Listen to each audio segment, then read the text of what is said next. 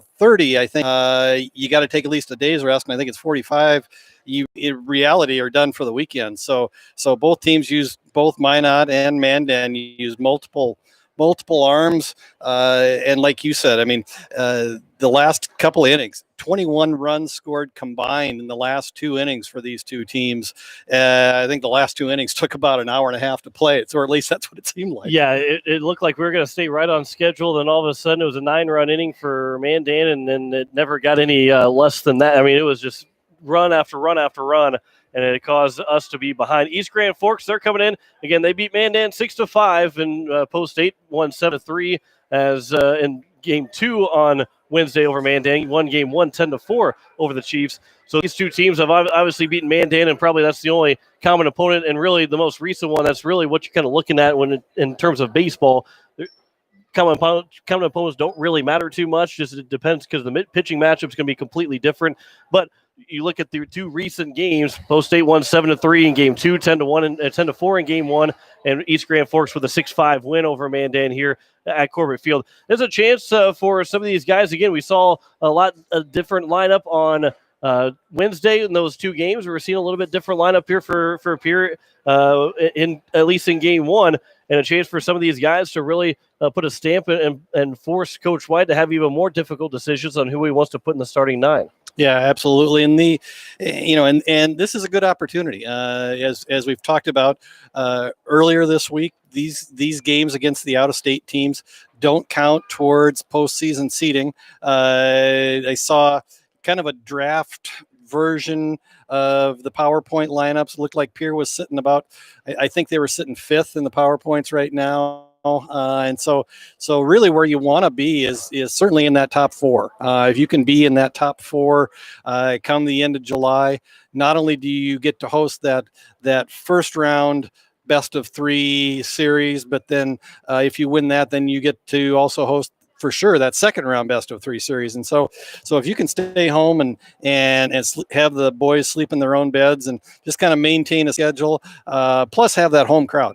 There's nothing like that home crowd and that momentum and that energy that you can build off of when you're playing at Hyde Stadium. That's a true home field advantage. And so I'm sure that Coach White, Coach Nas certainly want to do everything they can to be in that top 4, and so I think you'll see some kids maybe playing a little bit out of position today, maybe what they're not used to, maybe some a little juggling of the batting order, and then come back to just kind of the I would call it maybe the normal or the traditional starting lineups when we get back to playing Watertown next Wednesday. Yeah, and this is for Coach White. I shouldn't say it doesn't matter what you do here in terms of seed points. It doesn't matter what you do. You go 5-0, and it's not going to help you out at all. You go 0-5, it's not going to hurt you at all, or 0-4, it's not going to hurt you at all. But for the players themselves to have a good, strong weekend here at Minot, that's going to lead to a lot bigger things for Post 8, especially when you get played in Watertown Wednesday, Mitchell and Sturgis on Thursday in that triangular before the 4th of July break. This is a one where if you're struggling hitting, you can correct that, and this is a perfect time to correct it. If you're on fire hitting, it's one where you don't really want to lose that momentum. So positives and negatives can come away from this without your record, your seed points be really hurting at all. But all these games are important in more ways than just the seed points, as they are trying to get guys playing time, get guys on the mound, get guys at bats, and see how they handle these 4 teams that will be out of state. Obviously, East Grand Forks, the first team coming out of Minnesota, and then we'll see Mandan again. We'll see Bismarck after this game, and then we'll see Minot as well on Saturday. So these are 4 important games, but 4 that will not hurt the seed points. But if Post State is able to go 4-0, 3-1, and just finish in that top 2, they will play Sunday at noon in the championship game. And, of course, we'll have that game for you as well on today's KCCR and today's KCCR.com. If they don't finish in the top 2, then we will not play on Sunday. We'll make our trip back home to Pierre and get ready for Watertown on Wednesday. So we will step aside for our first break here in the pregame show. Come back in 3 minutes. You're listening to Post State Baseball on today's KCCR and today's KCCR.com.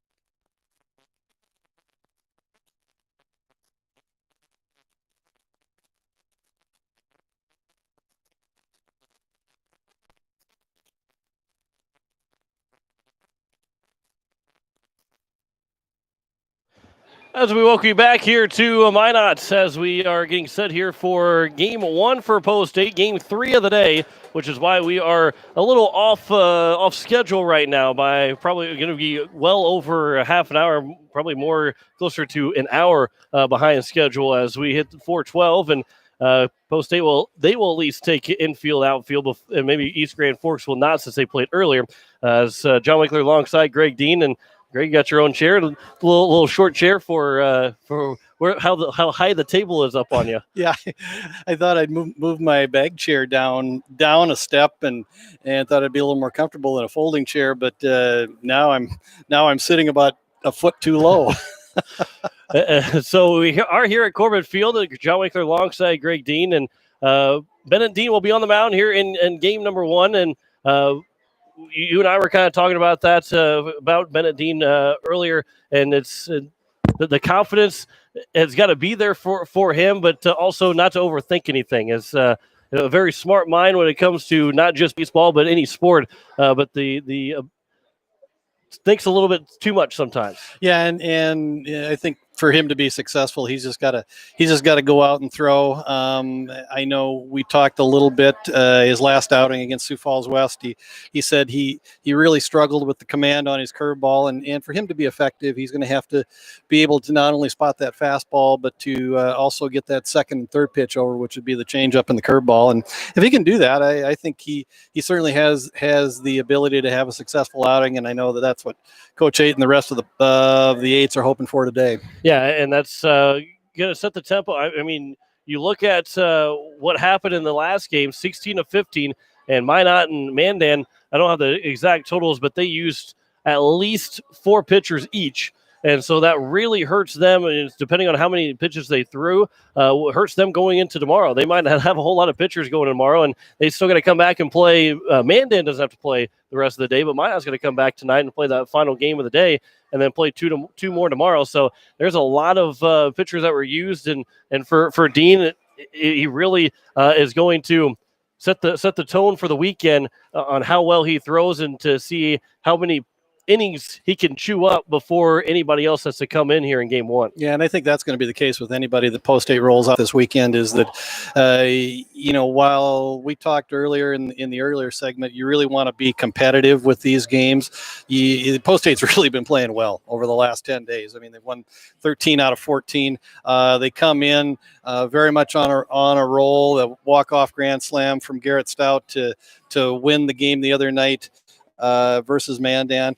So this team is a team that's playing with a lot of confidence right now. And so what you're really looking for is to keep that momentum going, and yet you still want to be ready for those four games on Wednesday and Thursday, 2 against Watertown in Watertown on Wednesday, and then the triangular against Mitchell and Sturgis on Thursday and Pierre. Obviously, those are big for seed points, and so what you really want to do is get through and have your starting pitchers really eat a lot of innings up here. If you can get through these 4 or 5 games and only use a handful of pitchers, ideally. What would be ideal is if you only use 5. Five complete games would be ideal. But if you can have your pitchers, especially your starting pitchers, throw into the 4th, 5th, 6th inning, that's ideally what you're looking for.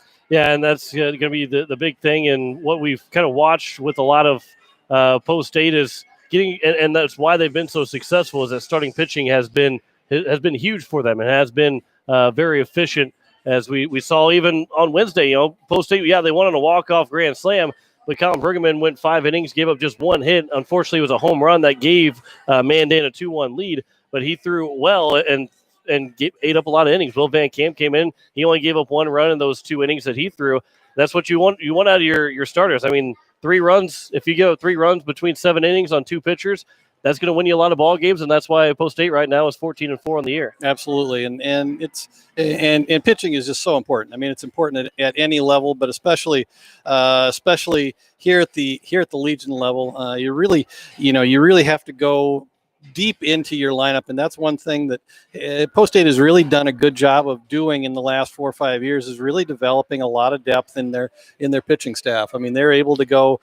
I wouldn't say everybody on this 18, 19 man roster can throw, but you certainly can go pretty deep into the down the roster and still have available arms that can throw strikes. And you don't have to be overpowering. About 2/3 of the job is just being consistent and getting the ball over across the plate and then letting your defense help you. And Post State will face East Grand Forks here in just a little bit, as Bennett Dean will go against Jake Osowski of East Grand Forks. Those are the two starting pitchers here in this fourth game of the day. First for Post State, East Grand Forks looking to go 2-0 on the day. Post State looking to start 1-0 here this afternoon, as they will take on Bismarck after this ball game concludes, win or lose. We'll step aside for 3 minutes, come back with first pitch. You're listening to Post State Baseball on today's KCCR and today's KCCR.com.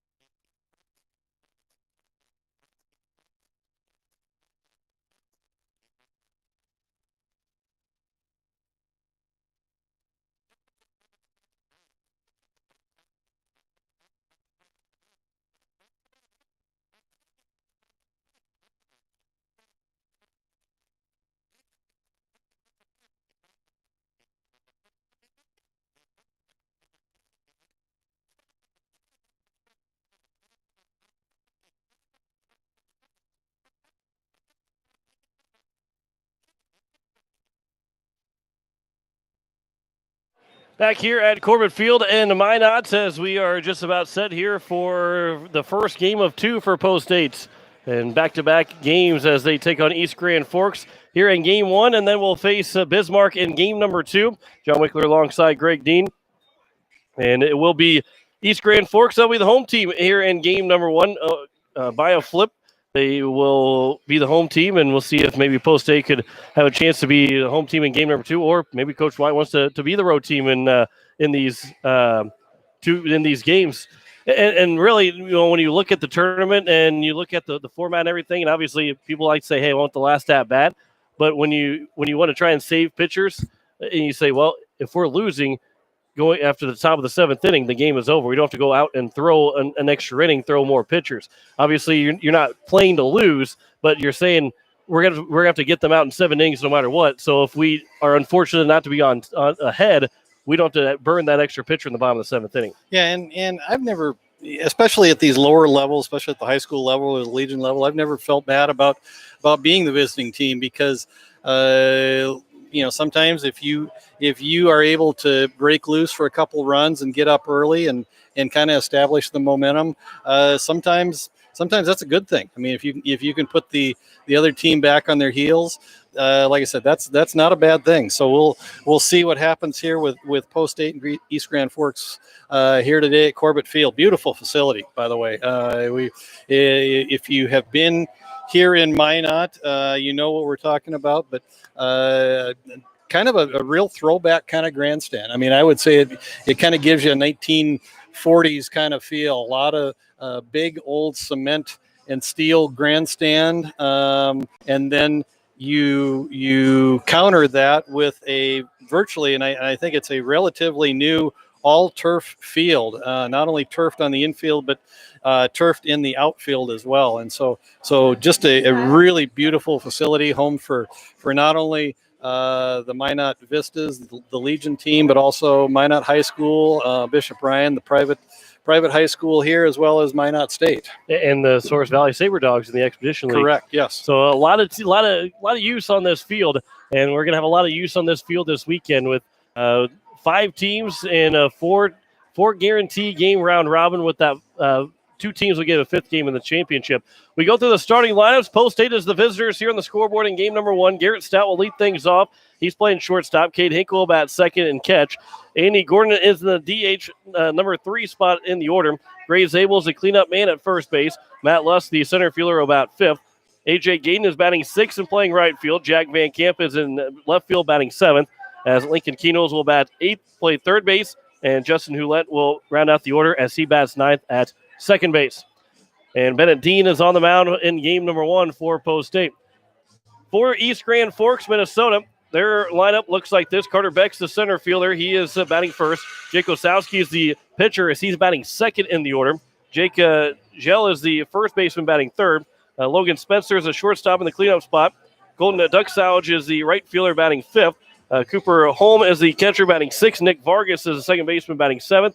Evan Peterson is the third baseman batting 8th. And Caden Reimer is the left fielder as he bats 9th for East Grand Forks.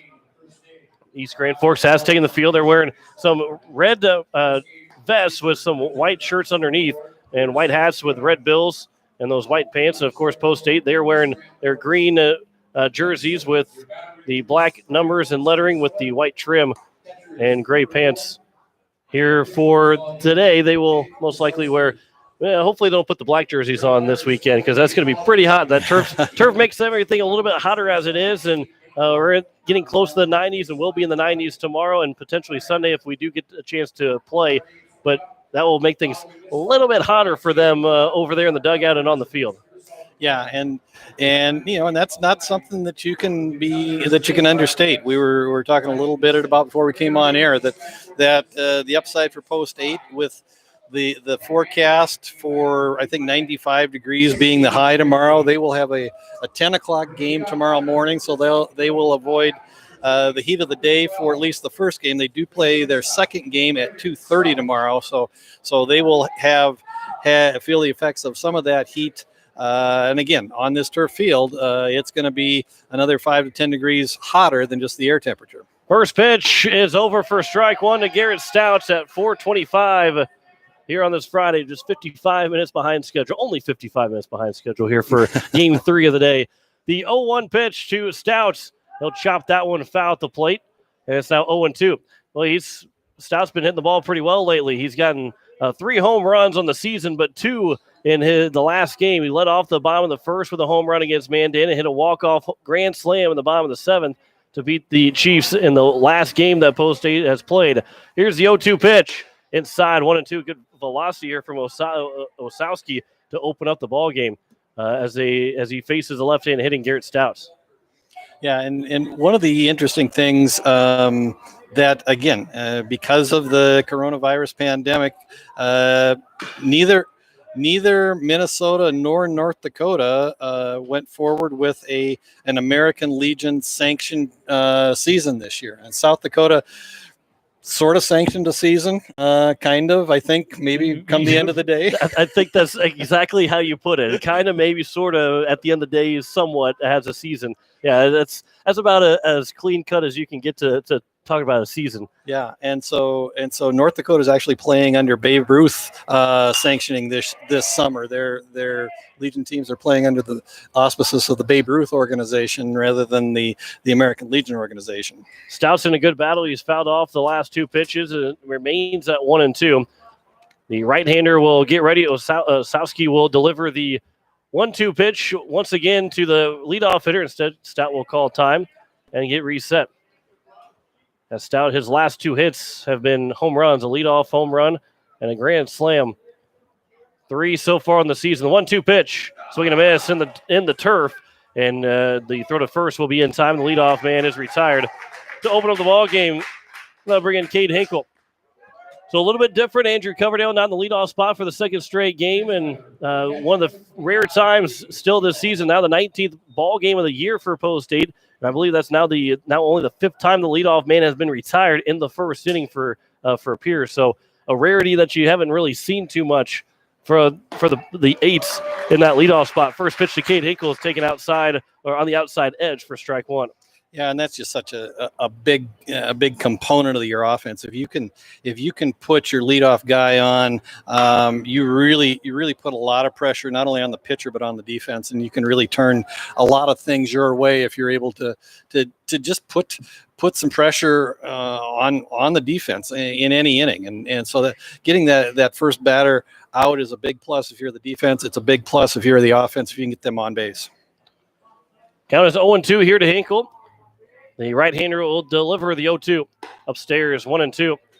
Hinkle's moved in that number 2 spot. He hit there, I believe, in that last game as well in game 2. As he's just missed 1 game so far. He did not play in the first game on a Tuesday. That's the only game that he has missed. The 1-2 is bounced in now 2-2. It's the only game he's missed in 2 years for Post State. And that was just those 7 innings. Makes it 8 innings that he hasn't caught in the last 2 years. Hinkle comes into the game hitting .317, 3rd on the team in runs scored with 15, behind Garrett Stout with 22, and Andrew Coverdale with 21. 2-2 is a swing and a miss, and Osowski's got the first 2 down on strikes. And there's 2 away, and they'll bring in Andy Gordon, who did not play on Wednesday at all in the doubleheader, dealing with a little bit of a shoulder problem, and gave him the day off Wednesday, and he's back in the lineup as the DH. As we'll see how he deals with that shoulder here this weekend, and if he'll get to play first base at all, or if he'll be in that DH spot for the majority of the weekend. First pitch is bounced in 1-0 to Gordon. He's got a home run on the season, and this is a team, again, we had 5 home runs all of last year for Post State, and they've had 5. They had 3 grand slams so far this season. The 1-0 pitch, that one is at the knees, 1-1. Yep, Andy comes in hitting .347, and we talked about one of the things that Andy does well, and that's just he has such a nice short compact swing. He's able to turn around, even a guy who can really bring some heat on the mound if he faces a good fastball pitcher. Andy's got that nice short swing, and he's able to turn around even a fastball in the upper 80s. 2-1 pitch upstairs, 3-1 on deck is Gray Zabel, the first baseman, the cleanup man in the order. And Gordon is not fooled too many times when he steps to the plate. He sees the ball really well. The 3-1 pitch, that one is over at the knees. It's now 3-2. Maybe credit some of that to being on the hockey team, the hand-eye coordination. Obviously, it's got to be good in baseball, but the hand-eye in hockey is pretty good for the Hawaii Capitals for Andy Gordon. Here's the 3-2 pitch from Osowski to Gordon. Outside, just a bit outside, and it's a 2-out walk. And that will bring Big Gray Zabel to the dish with 2 down here at the top of the first. The first base run of the game for Post State. Yep. Gray Zabel, future North Dakota State Bison, so he will get to learn a lot about this state over the next 4 or 5 years. A little farther away from Fargo right now than further away, but he will get to experience the North Dakota life for the next several years. First pitch is down low for ball 1. And this tournament usually teams in Saskatoon and Regina that have played in it last year. But of course, the coronavirus pandemic has kept those two teams from playing in North Dakota or any part of the country here in the United States. As a check of Gordon, and he dives back in safely.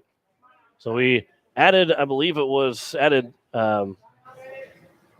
Bismarck into the tournament, and those two other teams left. So we have 5 here for this year. The 1-0 pitch is upstairs, now 2-0.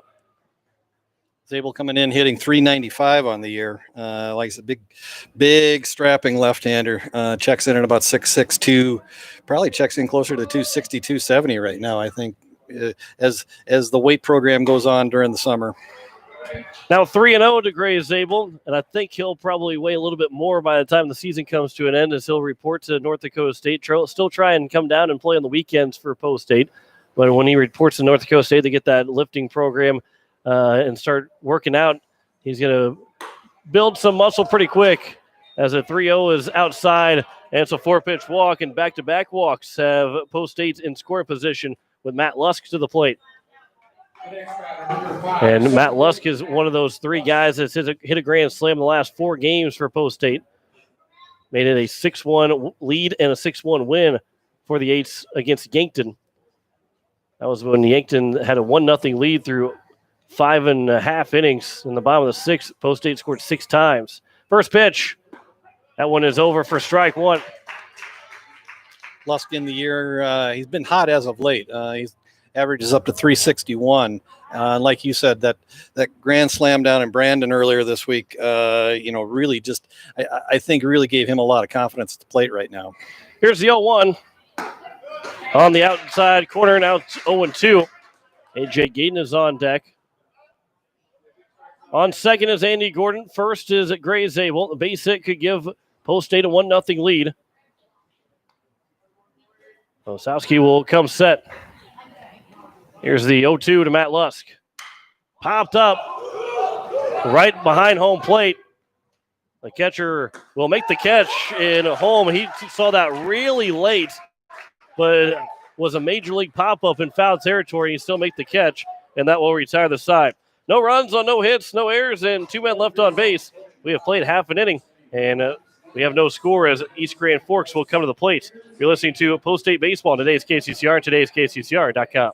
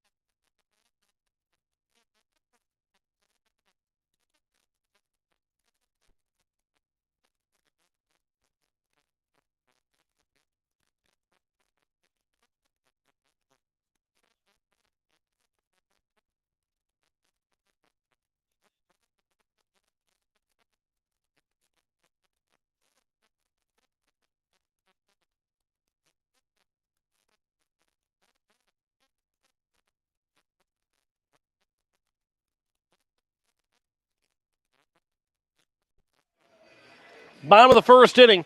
Bennett Dean is on the mound for Post State. He will deal with Carter Beck, Jake Osowski, and Jake Gell in the first 3 hitters. Logan Spencer about 4th. Colton Duxauge, the number 5 hitter. Cooper Holm, the catcher, batting 6th. Nick Vargas will bat 7th. Evan Peterson, the third baseman, batting 8th. And Caden Reimer, the left fielder, will round out the order. Here is Carter Beck, the center fielder for East Grand Forks. Again, they won 6-5 in game number 1 over the Mandan Chiefs, as Bennett Dean will deliver the first pitch. On the outside corner for strike 1. And for Bennett Dean, just like every other pitcher, first pitch strikes. Getting ahead 0-1, 0-2 is going to be key to success. The ground ball back up the middle, just missing the glove of Dean, but fielded by Hulett. The throw to first is in time, and the leadoff man is retired to open up the bottom of the first inning. And a good job there by Dean to get the first out, although the throw through the infield around the horn didn't go so well as it goes out to left field. We'll go around the horn defensively for Post State. Hopefully I do a better job than what they did trying to throw the ball around the infield. Jack Van Camp's out in left field. It is Matt Lusk in center and A.J. Gaines in right.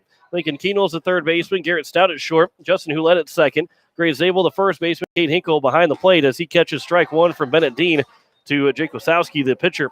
I did do a better job than they threw the ball around on that. Count is 0-1 to the pitcher. Pitcher against pitcher here. The second hitter in the bottom of the first inning. That's out towards right field. A.J. Gaden will come in. He does not make the catch. It's going to go all the way to the wall. He's going to go track that down as Wasowski will round second. He's going to head for third. He's going to be standing up at third. And the go-ahead run here in the bottom of the first inning is 90 feet away. As we'll wait to see what they call that. They will call it a triple for Wasowski. And it is a runner on third with one down. Here's Jake Jelly. And that ball, I think, just was tailing away a little bit from Gaden out in right field, and he didn't look like he actually maybe saw it real well because he kind of was just a little bit fooled by that pitch, that hit by the way he just kind of reacted on the ball. First pitch to Jelly is swung on and fouled down the left field line, and it's 0-1. Jelly, number 3 hitter. He's the first baseman here in the game number 2 for East Grand Forks. Their afternoon will be done once this game is over. They'll play tomorrow again, and for post-8, they'll play Bismarck to finish out this Friday. And they come back and play at 10 a.m. on Saturday to open up the day against Mandam. 0-1 pitch from Dean is at the letters and is now 0-2. And Jelly is down the count, and Dean's got a good backstop in Cade Hinkle to throw really whatever he pleases and put it wherever he pleases to try and get Jelly to chase. Dean will come set. Here's the 0-2 pitch. That one's crushed down the left field line. Is it going to stay fair? It goes just foul. Hits the wall just to the left of the foul pole. And that was another foot or so away from potentially being 2-0. And Jelly is you can tell is a well put together young man. Big, he looks like he's got spent a lot of time in the weight room. Big arms, big biceps, big barrel chest. Kind of what you would see in your prototypical first baseman. And being in the number 3 spot as well.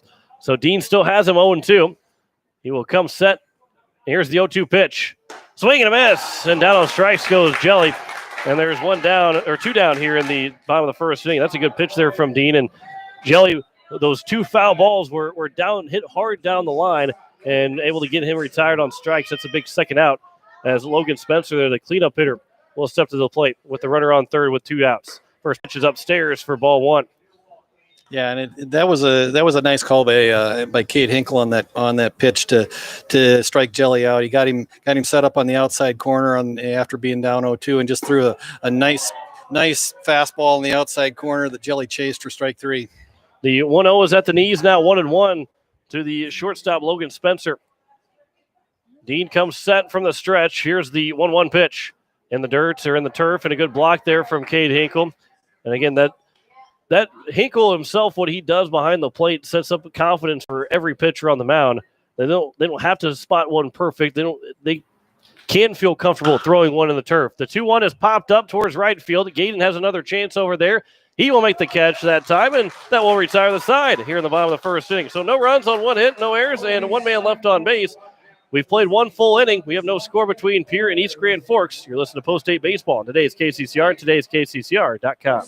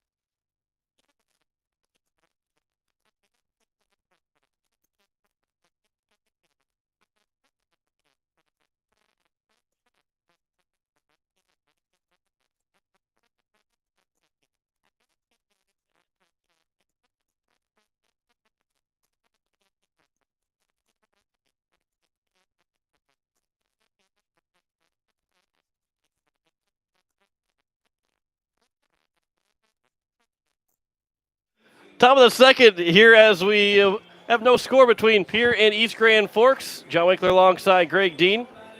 As it will be 6, 7, and 8.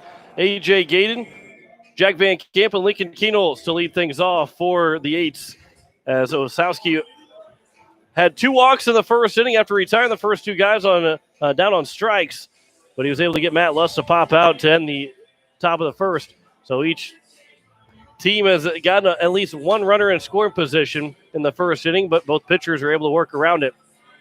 John Wickler alongside Greg Dean here. Game 1 for Post States. They will play right after this against Bismarck. It'll be Bismarck's first game of the day, as Post State will conclude day 1 of the tournament. It's a 2-day tournament for 3 of the 5 teams. It's a 3-day tournament for the top 2 teams, as they'll play on Sunday in the championship at noon. If Post State is one of those 2 teams, we will have that game for you on today's KCCR and today's KCCR.com. We'll go ahead and say that now, that if they do get to the championship game, obviously the church service goes from 11 to 12. We will get right to the game. We might have, however long that church service goes, we will pick up after the service is concluded, if that is the case on Sunday. First pitch to A.J. Gayden is taken for strike 1. So our pregame will be determined on how long the service goes. But being done at noon, should have first pitch. We could be going on the air right at first pitch on Sunday if Post State, again, has to make it there first. They have to be one of the top 2 teams of this 4-game round robin for each team. 0-2 is the count to A.J. Gayden. Here's the pitch from Osowski, and that one misses outside, and it's now 1-2 to the right fielder, A.J. Gayden. Gayden comes in hitting .321, 9 hits in 28 at bats, all singles. Has 10 runs scored on the year. Here's the 1-2 pitch. Swing and a miss, and down on strikes goes Gayden. He's tagged out, and that's the 3rd strikeout of the ball game already here for Osowski, and that'll bring in Jack Van Camp, the left fielder. Van Camp, he hit a grand slam in Game 2 on Tuesday against Sioux Falls East, which pushed the score to 7-1. Post State would end up winning 8-1 over Sioux Falls East on Wednesday, as they have won 7 in a row. Has Pierre. First pitch is a swing and a miss by Van Camp.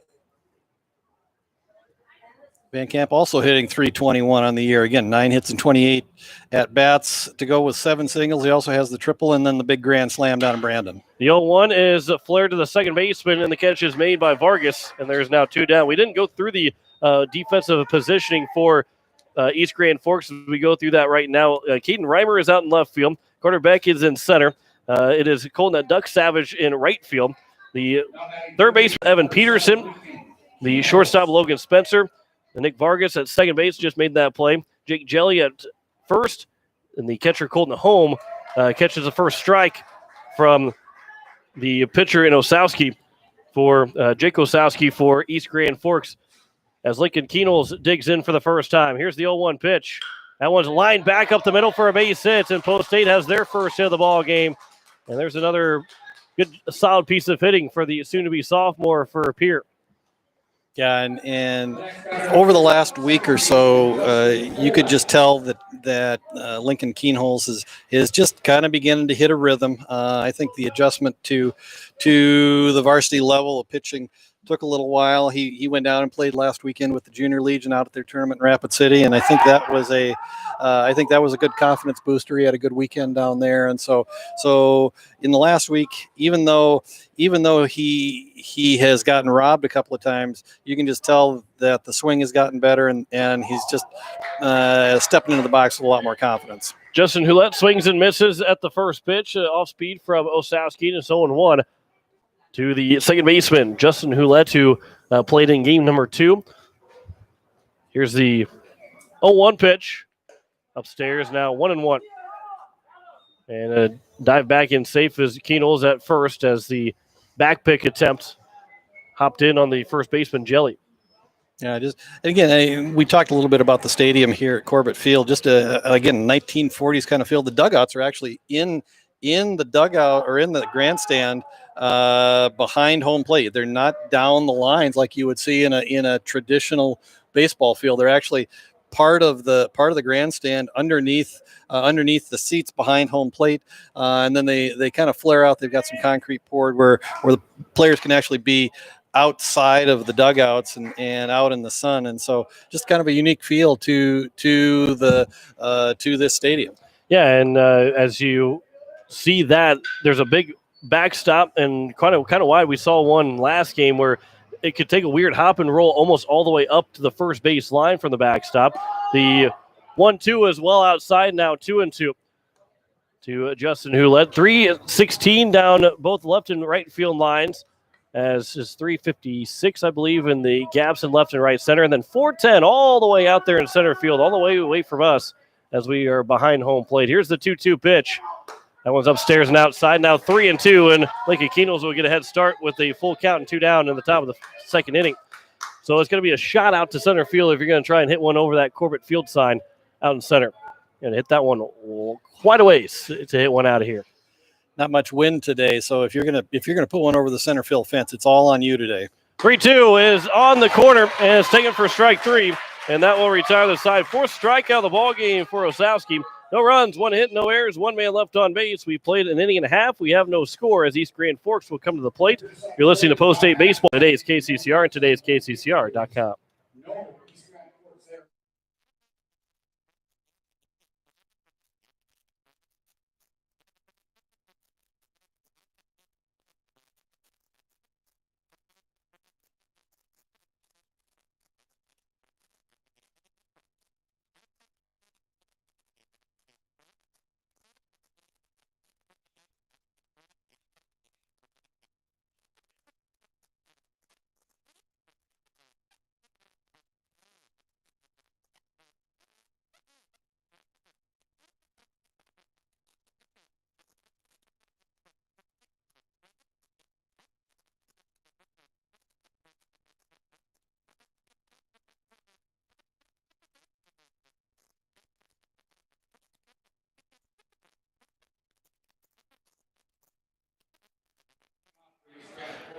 Bottom of the second inning is going to be the right fielder, Colton Duck Savage, will lead things off. What a last name, Duck Savage. Yeah, that's not one that you hear very often. And one that we'll enjoy saying throughout the broadcast. And Duck Savage will get a base hit on the first pitch to lead things off in the bottom of the second. How many times do you think I could say that today? Duck Savage is on first base. I think you're gonna say it every time possible. I will never say he. I will always say Duck Savage when he is. I already messed it up. Well, that didn't work out too well for me. Here's going to be Cooper Holm, the catcher. Runner on first with nobody out. That is Duck Savage. As Bennett Dean will quickly have to go to the stretch once again. The first pitch to Holm. That one's popped up in foul territory. Hinkle will give chase. He's nearing the dugout, and that dugout on the first base side for Post State as he'll make the catch. And there's a big first out. And having that as going to the right, or I guess going to our right, is big for Hinkle because he had the bench telling him how many more steps he had, how close he was to the bench, and they were going to let him have to guess where he was at. They were able to tell him everything, and he was able to make the catch. Yeah, a lot of room from the infield to the fence all the way around in Corbett Field. Here's one on the left side now in foul territory. Is Hinkle going to run out of room? He's going to make the catch. Runner's tagging and going to second base. Going to second. He will get to second on the tag. There's 2 down, and nobody was covering second. Hinkle had to bounce it over there a couple times, and so Duck Savage is now at second base, and there's 2 down. If they would have doubled him off, Bennett Dean would have had a 3-pitch inning. That'd be really cool. The first 3 guys got a base hit and 2 pop-outs so far. Yeah, almost had a 3-pitch inning.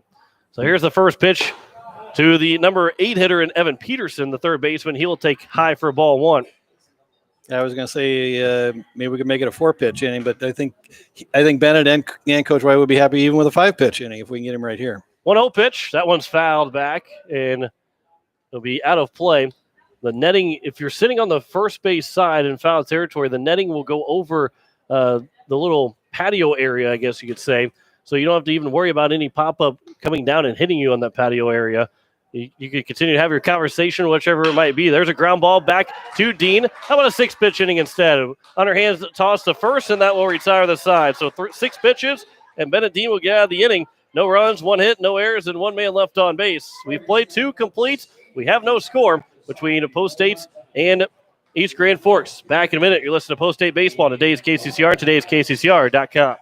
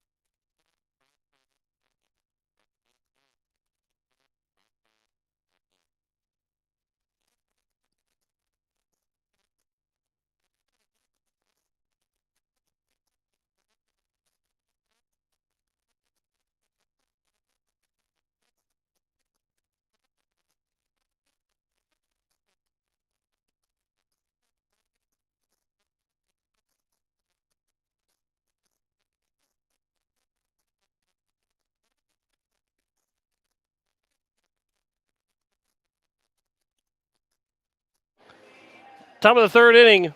No score between Post States and East Grand Forks. It's the top of the order. Garrett Stout, Kate Hinkle, and Andy Gordon to lead things off. If anybody gets on base, it'll be that cleanup hitter and Gray Zabel. Osowski, who's gotten 4 strikeouts in just 2 innings of work, just 1 hit so far allowed in those 2 innings. As he got Garrett Stout and Kate Hinkle to strike out to open up the ball game, and they'll be the first 2 hitters to see Osowski here in inning number 2. Greg, you've been mentioning the batting average for a lot of these guys, and the team average is in the 330s coming into the game. And Ryan Kruger, the assistant coach for the Pierre High School baseball team, he sent me a text. He's sent me a picture of out on the water right now. Going to be listening to the game prior to it starting. But he's going to be really happy to hear that the team batting average is above 300, and it's been a lot of work in the offseason for this team to hit the ball, get in, hit off the tee in the cage at Kruger's garage, working in the wintertime. And as we've seen through the first 18 games, this has really paid off for Post State. Yeah, and I think, and I'm just kind of doing a quick check. I would tell you just my quick scan. It looks like just about all of the regulars are the ones that the guys who see the bulk of the playing time are over 300 on the year. And 14 games into the season, right now 14 games would not be the halfway point of the season, but in 2020, 14 games is about the halfway point of the season. So if you can have a team batting average of over 330 and most of your regulars over 300, that's pretty solid offensive output. Garrett Stout grounded to the first baseman Jelly, made a nice play to the pitcher covering Osowski, and there's 1 down here in the top of the 3rd inning. Here's Cade Hinkle, who takes low for ball 1. He is 0 for 1 with a strikeout. The 1-0 pitch to Hinkle. That one's lined back up the middle, and there's the second hit of the ball game for Post State, as Hinkle is aboard with 1 down to bring up Andy Gordon. Yeah, and again, we talk about the value of Cade Hinkle as a catcher, and that's where Pierre has really been blessed over the last 5, 6, 7 years. They've had a couple of really good catchers, and catchers that have been in that position for a number of years. They had immediately before Hinkle, you had Spencer Seringer for 3 years as a starting catcher, now catching at Northern State University. You had Alex Gray for a couple of years prior to that. Alex was a phenomenal baseball player, went on to play football at Northern State University. So the value of a catcher in terms of controlling the running game, handling pitchers, you can't understate that. 1-0 is the count to Andy Gordon. He drew a walk in his first plate appearance. So Osowski comes set from the stretch. The 1-0 is fouled away. Hinkle is going to be off with a pitch, but he jumped a little bit too early. Didn't want to take off that early because Osowski could have stepped off and picked him off. So he didn't get the jump. He would have gone back to first anyway because it was a foul ball. But the count is now 1-1. And that's one where Coach White obviously gave him the sign to steal or maybe a hit and run, but one that he's not going to be upset with because you could see Hinkle was trying to take off and didn't time it right to get a good jump. Yeah, Coach White really likes to utilize that hit and run play, especially with a runner on first and less than 2 outs. 1-1 pitch. That one's grounded to the shortstop. Flips to second for 1. Back to first is in the turf, and a good scoop by Jelly at first base, and that will retire the side on the 6-4-3 double play. No runs on 1 hit, no errors, and no one left on base. 2.5 is complete, and we have no score. You listen to Post State Baseball on today's KCCR and today's KCCR.com.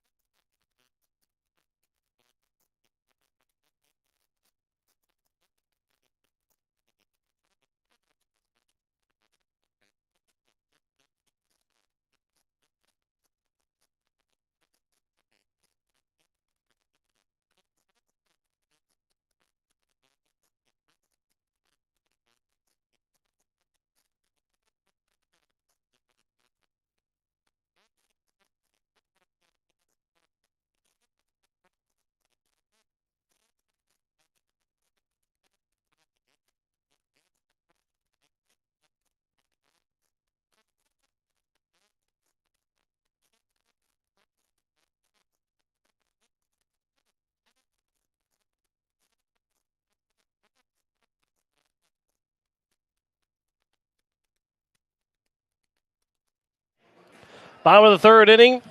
It is 9-1-2. Caden Reimer, Carter Beck, and Jake Osowski will lead things off for East Grand Forks. We have no score so far in the ball game. John Wickler alongside Greg Dean. Bennett Dean on the mound, and he's allowed just 2 hits in the first 2 innings of work.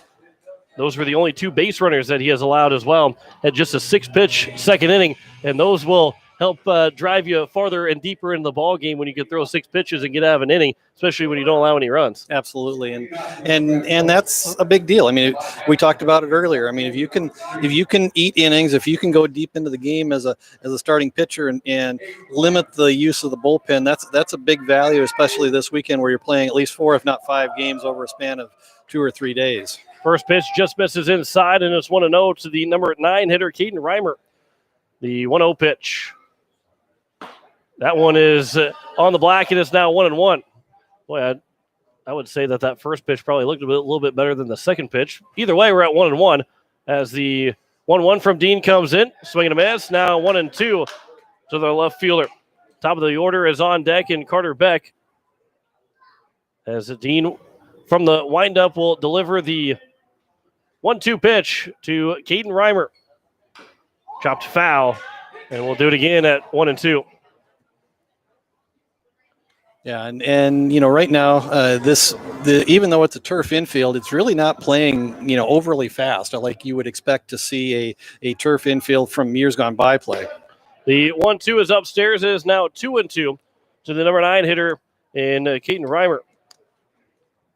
So Dean, as he works into the third inning, just had 23 pitches. Now I believe that'd be 25 pitches now. With the count now 2-2. Which will, if he stays that efficient, that'll really help eat up a lot of innings and save a lot of arms through this weekend. 2, swing and a miss, and down on strikes goes Reimer. Second strikeout of the ball game for Dean. And that'll round things back up to the top of the order for Carter Beck, who is 0 for 1. He ground out to Justin Houlette to open up the bottom of the first inning. Yeah, what I noticed of the East Grand Forks lineup is they put a number of left-handers in this lineup as well. There's at least 3, if maybe not 4, left-handers in this lineup, similar to how Pierre can stack their lineup with a bevy of left-handers. First pitch to Beck, just a bit outside, 1-0. Just a bit outside. not quite yet. Not quite Bob Uecker-like. Yeah, not quite Bob Uecker. That's now 2-0. That one's a little bit farther outside. But not quite for just a bit outside. Here's the 2-0 pitch to Beck. That one's popped up on the right side. Coming in on it is going to be Matt Lusk. He's still chasing after it. He'll make the catch. Boy, that one really hung up in the air. And there's now 2 down. I don't think Justin Houlette saw that right away. And Matt Lusk ran a long ways to track it down. But there's 2 quickly gone here in the bottom of the third. Yeah, that's a nice play by Matt Lusk. He came in a long ways from his center field position to chase that ball. And again, just a good defensive effort from Lusk in center. And for us sitting here in the press area, but in the grandstand, that ball gets up not too far high up in the air. We don't see where it goes because we're shielded away now by the top of the grandstand. So that limits how we see where that ball is actually going. We kind of got to watch the fielders and where they're moving. 1-0 pitch to the number 2 hitter and Jake Osowski, the pitcher. And that one is inside now, 2-0.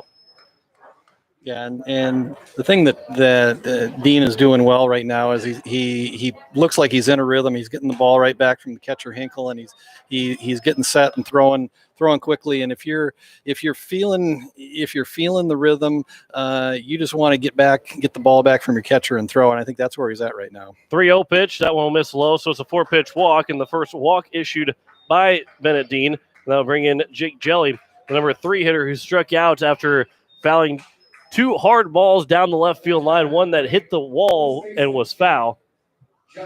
But Jelly is 0 for 1, hit 2 home runs in game number 1. And the way he swings the bat and the way he looked in that first at-bat, I'm almost more surprised that he didn't hit 3 home runs than just hitting 2 home runs. Dean will come set. Here's the first pitch. That one's outside. Now 1-0, 5 straight misses for the right-hander. How hard was that for you to, instead of saying Bennett, you had to say Dean? I had to say Dean. I don't do that very often. As Greg Dean joins me here in the press box. The 1-0 is flown out towards center field. Matt Lusk will wait underneath it. He'll make the catch, and that will retire the side in the bottom of the third inning. No runs, no hits, no errors, one man left on base. We played 3 innings. We have no score between Pierre and East Grand Forks. You're listening to Post-State Baseball on today's KCCR and today's KCCR.com.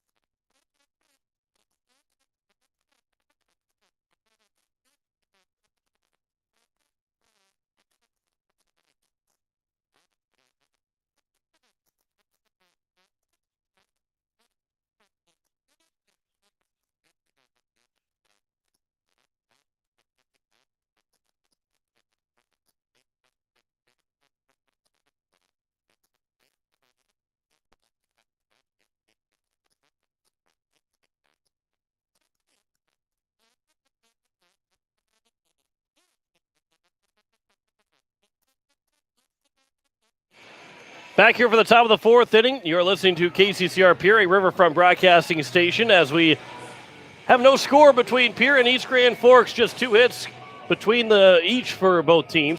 Gray Zabel, Matt Lusk, and A.J. Gayton, 4, 5, and 6 to lead things off here in the top of the fourth inning. The second hit, for Post State, they've left 3 men on base. They had 2 walks and 1 hit that have left on base. For East Grand Forks, they've had 2 hits that have been left on base and a walk from Bennett Dean that he stranded at first base. And for Post State, their farthest runner got to second, as East Grand Forks has left a runner at third, second, and first to the first 3 innings of the ball game. John Winkler alongside Greg Dean here on this Friday, now turning it evening, as we've passed that 5 o'clock hour. We'll have a second game coming up after this one against Bismarck, as that will be the 2 games for Post State here on this Friday, and then at 10 a.m. on Saturday tomorrow morning against Mandan, and at 2:30 against Minot. Yep, it's officially the weekend. It is officially, well, it was the weekend for us. Well, it was weekend for me. I don't know what time you might be left this morning. It was weekend for me, about 8 o'clock this morning. Yeah, you had to get up and do a little work before you left Pierre this morning, though. That is true. I did not have the full day off. I still worked a good 2.5 hours. Yeah, this is really actually true. It is 5 o'clock somewhere right now. First pitch is outside, and too bad our names are not Harry Carey. Otherwise, we would enjoy 5 o'clock right now. First pitch is fouled away by Gray Zabel. It's 0-1. Don't let me get started on any Harry Carey references now. I was gonna say we could talk Harry Carey all. We have another game and a half to go. There's plenty of time for Harry Carey to come back. 1-1 the count to Gray Zabel.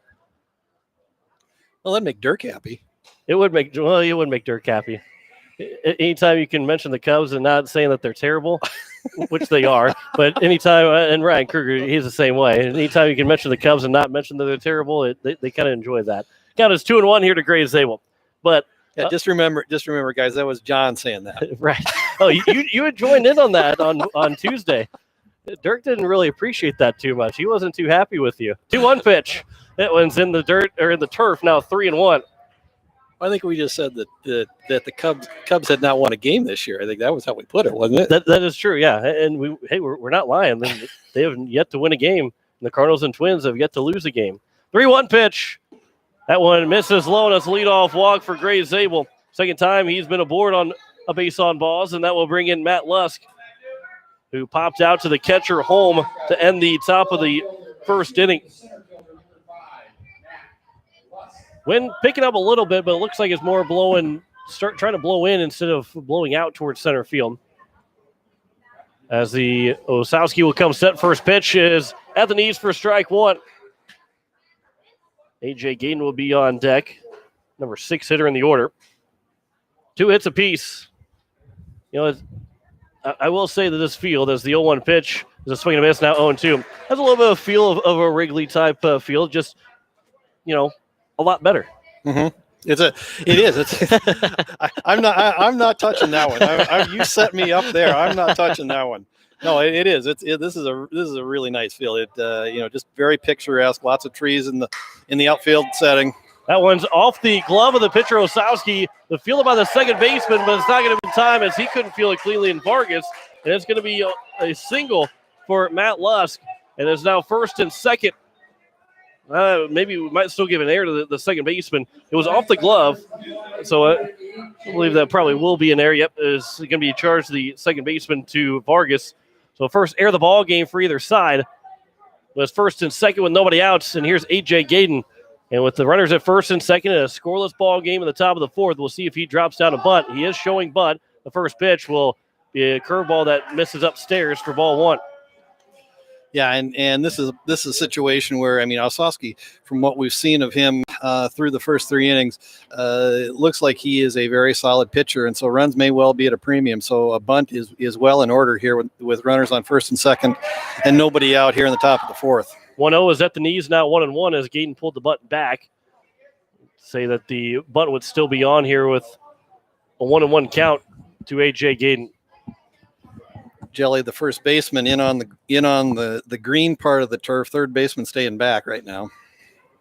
Here's the 1-1 pitch. Gaden will bunt it back and foul. It's now 1-2. They're giving Zabel all kinds of room because the third baseman was somewhat playing in.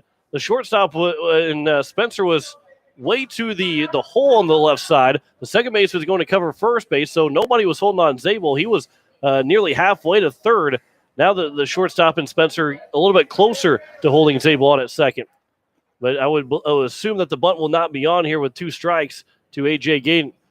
Osowski will come set. Here's the 1-2 pitch. Gaden will swing and pop that one into right center field. Down for a base hit. Zabel will come around third. He's going to try and score. The throw will be cut off by the first baseman. The throw to the plate is not in time as Zabel scores standing up in an RBI single for A.J. Gaden. And Post State strikes first here at the top of the fourth inning. And Matt Lusk went to third on the hit as well. So another runner in just 90 feet away for make it 2-0 here for Post State. Yeah, and just a good piece of hitting by A.J. Gaden. He shortened up his swing on the 1-2 count and just got a fastball up and just put a nice swing on the ball into right center field for an RBI single. And the Eights have the first lead of the game here at 1-0 in the top of the fourth. Jack Van Camp, he's 0 for 1. He popped out to the second baseman in his first at-bat. Nobody outs here in the top of the fourth inning. Matt Lusk is on at third. A.J. Gaden at first. Osowski from the stretch, first pitch. And Van Camp will float it foul and out of play on the right side. And it's 0-1 here to the left fielder here for Post State in this first game. 4 games guaranteed here in the tournament at Minot. 2 today, 2 tomorrow. And if they're in the top 2, they will guarantee themselves a championship game on Sunday at noon. 0-1 pitch. That one is over for strike 2, and it's now 0-2. Yeah, and again, this is where, and I think we're kind of in the middle part of the season now, where now that you get into a 2-strike count as a hitter, you really got to have a plan and really kind of got to know the situation, what you really need to do here with 2 strikes, nobody out. And Van Camp swings and misses. He goes down on strikes, as that will be the first out here in the top of the fourth inning. And that is also now the 5th strikeout of the game for Osowski. And they'll bring in Lincoln Keenels, who singled his first time to the plate. And a single would give them a 2-0 lead. With 1 down here in the top of the fourth. Ryan Kruger said that he would send Bill Van Camp after some drinks for us in honor of Harry Carey. God bless him. No, not sure if the boss back in Pierre would be happy about that. A steal to second. Gaines going to get to second base. And Matt Lusk is going to score on the throw. And it's now 2-0. And the catcher at home got to stand at home plate looking down at his second baseman and shortstop, wondering if that was the right play or not that they had on. Both of them went to the base. Gaines was safe at second. And Lusk came to score on the throw. Yeah, it was the throw was off to the first base side of second. And when they did that, both the second baseman and the shortstop kind of got jumbled up over on that part of the plate, and was neither one of them was able to field the ball cleanly and get a throw back home, and Lusk scored standing up, and the Eights now have a 2-0 lead. The count is 0-2 to Lincoln Keenel, so a base hit would now make it 3-0 with Gaden out at second base. But Keno's got a battle down 2 strikes in the count. So Osowski will come set. And here's the 0-2 to the number 8 hitter, Kenols. Curveball outside. Good take there from Kenols, and it's now 1-2. Yeah, and a base hit here would be big if you can go up 3 here in the top of the 4th. Especially, like I said, I'm impressed with Osowski so far for East Grand Forks. He's got good velocity in his fastball. Seems to have pretty good command, especially with the fact that he's already struck out 5 through not even 4 complete. The 1-2, I believe time might have been called. Keno's backed out of the box. Looked like it could have been over for strike 3, but I think the home plate umpire granted Keno's time without throwing his hands up in the air, so the count is still 1-2. So the time was granted before that pitch came in. As I was going to say, that looked like it was well in the strike zone, but Keno's was able to get time granted before that pitch came across. Here's the 1-2 pitch again. That one's in the turf, and now 2-2. Gain takes off for a third. The throw will get away from the third baseman. Gain's going to get up. He's going to try and score. The throw for the third baseman coming in. It is going to be not in time. The catcher did not make the catch, and Gain is safe as he takes third on the pitch in the turf. The throw gets away from the third baseman, and Gain will score, and the bases are empty, but the Post State has scored 3 times here in the top of the 4th inning. Yeah, and just a real heads-up play from A.J. Gaden. Just was able to not only read the pitch and get the steal of third, but then when the ball got away from the third baseman, it just kind of squirted away towards the fence on the third base side, and he was able to get up quickly and read that the ball was not going to be playable for the third baseman, and because of that, he was able to get home and score that third run, and the Eights tacked another run on, and now lead 3-0.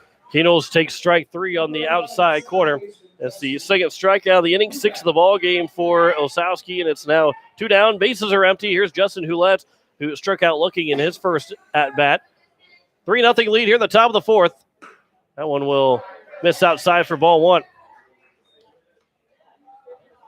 Yeah, and so, good inning for the Eights so far, and let's see if Hulett can keep this going, if he can get on base and get around to the top of the lineup with the hot-hitting Garrett Stout on deck. 2-0 now to Justin Hulett. We'll probably most likely see him throw at some point here this weekend. Lincoln Kenols might get a chance to throw as well. 2-0 pitch. That one will bounce in, now 3-0. We'll see plenty of arms be used here, especially if we end up getting to Sunday and get a chance for that championship game, having 5 games in 3 days. We'll see a lot of R's being used. The 3-0 pitch, that one also misses. It's a 4-pitch walk to Justin Hulett, and that will allow Garrett Stout to come to the plate. 2 errors in the inning by the second baseman and the third baseman, and Vargas and Peterson, and that's allowed 2 runs to score. 2 down here in the top of the 4th. Garrett Stout, who's 0 for 2. First pitch is inside for ball 1. Yeah, and if you are not giving teams extra outs, I mean, in this case, East Grand Forks is into an extended inning where they probably should be out of here by now with 2 outs and a runner on first. I mean, this is if you can stay away from these kind of extended innings, you just put yourself in a much better position to succeed and win ball games. And that's where actually the Eights have done a pretty good job this year. They've actually done a pretty good job fielding the ball as a whole. Count is 2-0 here to Garrett Stout. The 2-0 is at the letter, is now 2-1. Yeah, this Eights team, really the first couple of games, and you throw in Aberdeen, the second game of that doubleheader, and at home, that's really where the ball was thrown around a lot and not fielded very well. But every game other than those, that first part of those first maybe 4 games of the year, and then that one against Aberdeen, that's really the only time that we've seen Post State not field the ball well. Obviously, we don't want to jinx them right now up here, but they've been playing some good defense as of late. Count is 2-2 to Stouts. Here is the 2-2 pitch, and he will turn on that and hit it towards right field line. It'll land foul. Stouts checking his bat. Hard to break a metal bat. Seen it done a couple times. Doesn't happen very often. Yeah, but a kid like Garrett Stout is certainly has the potential to do it. Just a lot of upper body strength, real quick hands. he certainly has the potential, along with a Gray Zabel or a couple of others on this team. Here's a 2-2 pitch. Stout out towards right field. That's down for a base hit. Rounding second and heading to third is Justin Houlette. The throw will come in. It's going to be cut off by the shortstop, and it's a 2-out single for Garrett Stout. Houlette was off with the pitch, so he's able to take third standing up. And there's now 2 down, runners at the corners, and Cade Hinkle, the 8th man to come to the plate. And we will have a mound visit from East Grand Forks. We'll see if maybe Osowski's day will be coming to a close. There is a man warming up in the bullpen, a left-hander warming up in the bullpen right now for East Grand Forks. Yeah, and I suspect this is more of a, just check how Osowski's doing. The young man down in the bullpen for East Grand Forks, the left-hander, just went down there and is really just kind of got a couple of warm-up tosses in, just now taking his position on top of the mound down there. So he's probably several minutes away from being ready to come in. So I got to believe that the East Grand Forks coaching staff is probably looking to at least get out of this inning, or if not, probably look to, if Cade Hinkle gets on, we'll see if they bring in the young man down in the bullpen to face Andy Gordon, or if they'll leave Osowski to face one more batter. Dinner plans might have been talked about on that one, just to give the left-hander some time to warm up in the bullpen. Osowski will come set to Cade Hinkle, who is 1 for 2. The first pitch to him is popped up on the infield, at the edge of the infield, right behind second base, and the shortstop, and Spencer will take charge and make the catch and end the top of the 4th inning. Though 3 runs score in the inning on just 2 hits, there are 2 errors and 2 men left on base. We have played 3.5, and Post State has broken through with 3 runs. They lead a 3-0 over East Grand Forks. You're listening to Post State Baseball on today's KCCR and today's KCCR.com.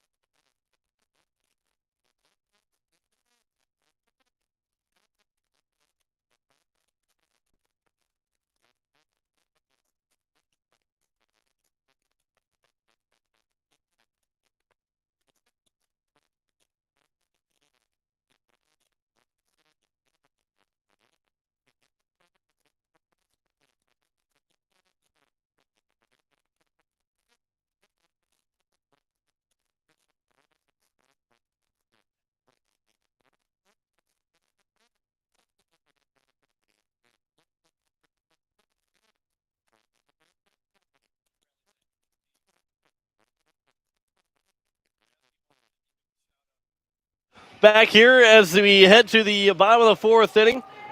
East Grand Forks come to the plate. They trail 3-0. Logan Spencer. It'll be Colton Duck Savage and Cooper Holm. The first 3 hitters, 4, 5, and 6. As Bennett Dean works into his 4th inning of work, the first pitch is taken high for ball 1. John Wickler alongside Greg Dean, the popular Greg Dean. As we play here at Corbett Field in Minot, the 1-0 pitch is outside 2-0.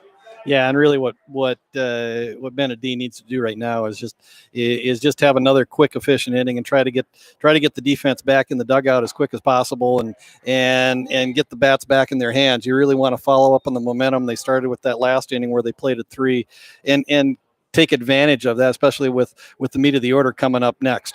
2-1 pitch is a swing and a miss. Is now 2-2 from 2-0 to 2-2. Logan Spencer, he flew out to the right fielder Gaten to end the bottom of the 1st inning. And the 2-2 pitch from the right-hander Dean. That one's grounded to the left side and foul. Yeah, and again, we'll go back and talk a little bit about how well the Eights are playing defensively right now. They've really done a nice job, and again, if you don't give up extra outs and allow teams to have big long innings, that's a huge deal. Ground ball to the third baseman Keenol's long throw to first is high, but Gray Zabel is much taller than that high throw, and there's the first out as he tried to see if Garrett Stout would be about 6'6", like Gray Zabel is on the throw back around. Leadoff man is retired, and there's one down in the bottom of the 4th. And here's Colton the Duck Savage, who singled one of 2 hits so far for East Grand Forks. I think that's up to 7. for Duck Savage. Seven Duck Savage reference? Well, there's 8. I just I can't get the pronoun away. The first pitch is taken for strike 1 to Duck Savage. Is there a limit on Duck Savage references in North Dakota? Might put a tax on it. The 0-1 pitch is outside 1-1. This might be my final broadcast. I might spend too much money trying to say Duck Savage. The 1-1 pitch to Duck Savage misses inside, and no, can't do it. I'm not going to try and make any. I've got enough with Duck Savage. I don't need to make any more puns with that. 2-1 is the count. To Bennett Dean, the starter here in game 1 for Post 8. Duck Savage is now 2 for 2 as he lines that one back up the middle. And he's on for the second time. Yeah, just a nice line drive up the middle for Duck Savage, and he's 2 for 2 on the day and brings up to the plate the catcher Holm. Yeah, Cooper Holm. He's 0 for 1. He popped out to his counterpart in Cade Hinkle in foul territory over to the first base side, the right side dugout. I guess right corner dugout of the field. First pitch is ground and foul, and it's 0-1. Ryan Warren, our board up. He's enjoying the broadcast too. I guess he apparently likes me saying Duck Savage a lot. Another interesting point today is working with a 3-man umpiring crew. You don't see that very often during the regular season at the Legion level. Primarily, only in postseason do you see that. So that's nice to see. I mean, you don't know how many times that third umpire really and the extra set of eyes can really come into play. Count is now 0-2 as that one was taken on the outside edge to Cooper Holm, the catcher, as Dean has him in the hole 0-2 from the stretch. Here's the 0-2 pitch. Check swing, and they said he went, and that will be strike 3 and another strikeout for Bennett Dean, his third of the ball game. And there's now 2 down here in the bottom of the 4th, and they'll bring in Nick Vargas, the second baseman. Second baseman, number 1. So Vargas is 0 for 1. He also popped out to Hinkle, the first pitch. That one is floated to the second baseman who lets. He'll make the catch, and that will end the inning. Another good, quick, efficient inning for Bennett Dean. No runs, 1 hit, no errors, and 1 man left on base. We head to the top of the 5th inning. Post 8 still leads East Grand Forks 3-0. You're listening to Post 8 Baseball on today's KCCR and today's KCCR.com.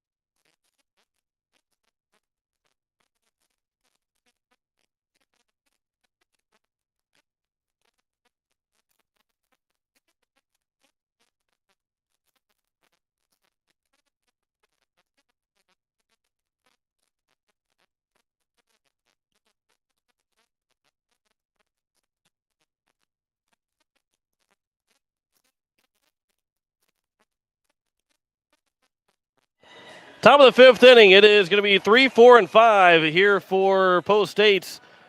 Andy Gordon, Gray Zabel, and Matt Lusk. Maybe I gets on base. The man that's got the lone RBI of the 3 runs in A.J. Gayden, as Matt Lusk came in to score on Gayden's steal to second, then Gayden stole third on a pitch in the turf, and the throw got away, which he was able to score then too. So Gayden's got the only RBI so far in the 4 hits that Pierre has accumulated and the 3 runs they have on the scoreboard.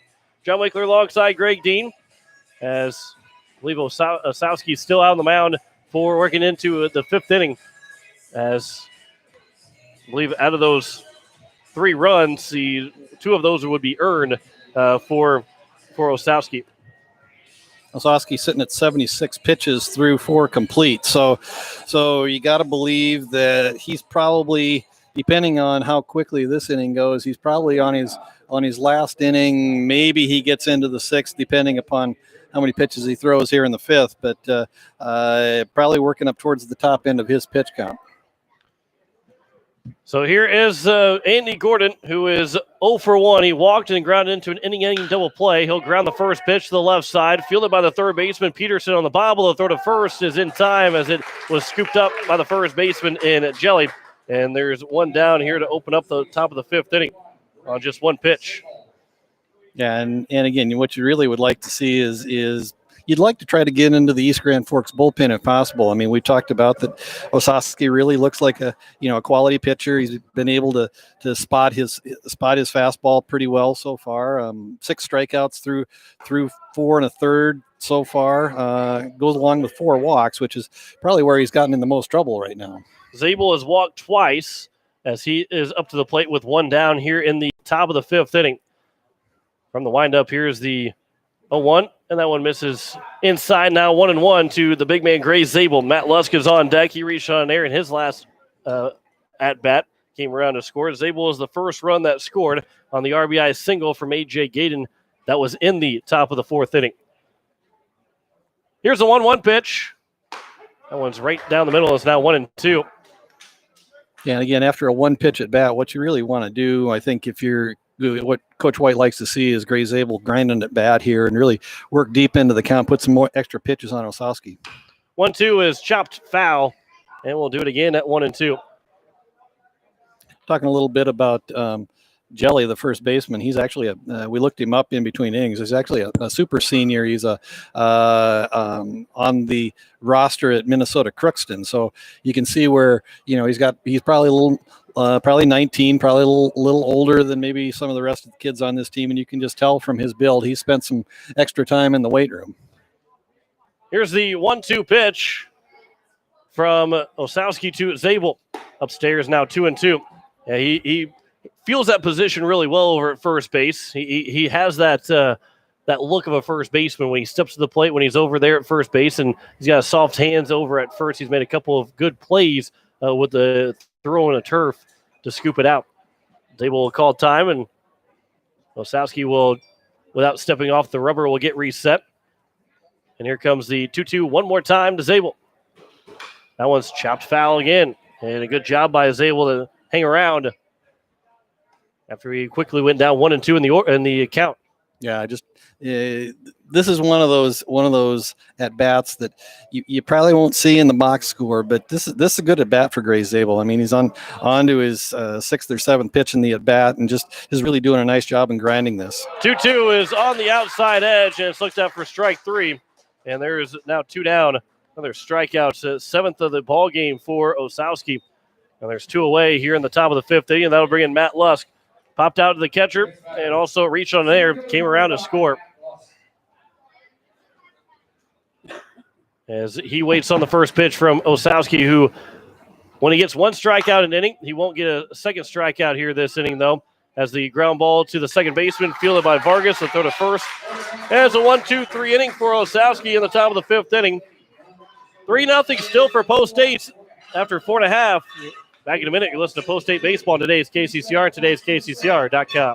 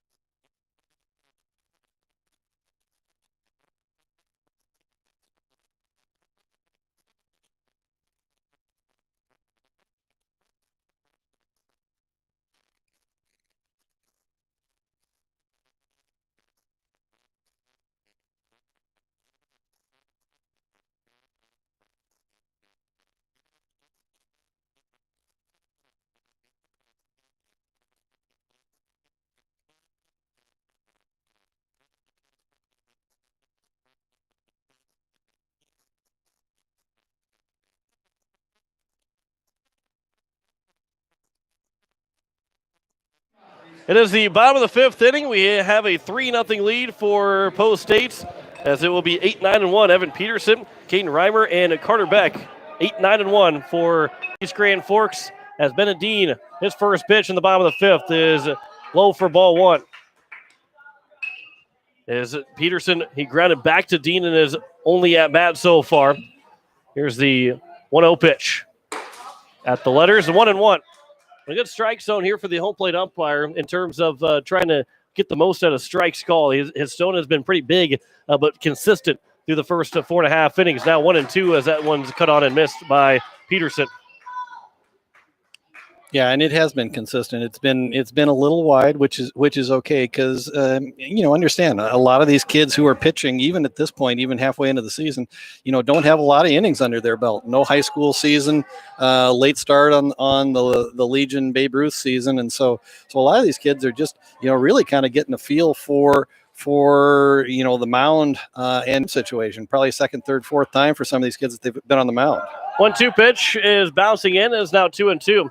And depending on how these umpires are scheduled, there's still 2 more games after this one concludes for the night. So they want to try and catch back up as we started nearly an hour late. The 2-2, that one's lined in the left field, and it's a leadoff single for Peterson. And it's just the third hit in the ballgame, fourth hit in the ballgame now for East Grand Forks, which matches the hit total for Pierre.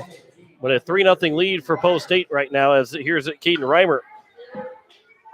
And again, I mean, we talked about how the pitchers are just kind of getting a feel for the game. I mean, the umpires have not gotten a lot of work either. I mean, you expect them to be perfect, and the fact is they're just kind of getting the feel for the game too a lot of times. As Hulett and Zabel both call for the ball over at first base, and Zabel's able to make the catch. As I'm not sure who said I got it. Maybe they said at the same time, but they both tried to make the catch, and Zabel, who's taller than Hulett, makes the catch for the first out.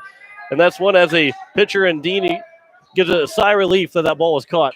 Although they probably still would have got the man out at second, but you'd rather just take that out right there and keep Peterson at first. Here's Carter Beck, the first pitch. He swings then, puts that one into center field for a base hit. Matt Luss will come up throwing, and it will keep Peterson at second. And there's now 2 on with 1 down here in the bottom of the 15th. This is the first time this ball game that East Grand Forks has 2 runners on base in an inning. Yeah, and again, we'll see what East Grand Forks does here with 1 out. You would not expect a sacrifice here to move the runners over because, like you said, this is really the first threat they've got going this game. Dean's first pitch is upstairs for ball 1 to the pitcher. Osowski, who's 1 for 1 with a triple. He also walked, so he's been on base twice, a rarity. Him and Doug Savage have both been on base twice. They've had just 2 different base runners besides that. Here's the 1-0 pitch. That one's out towards right field. A.J. Gaden will backpedal a couple steps, makes the catch. And not tagging from second is Peterson. So there's 2 down with 2 on. And the only problem with this, base hit makes it 3-1. You have a little bit of cushion here. But the problem is that man coming in with 2 home runs already on the day, and Jake Jelly. And he could easily tie the ball game up with 1 swing with 2 on here in the bottom of the 5th inning. What you really want to do here is get ahead early. You want a first pitch strike and get ahead in the count early.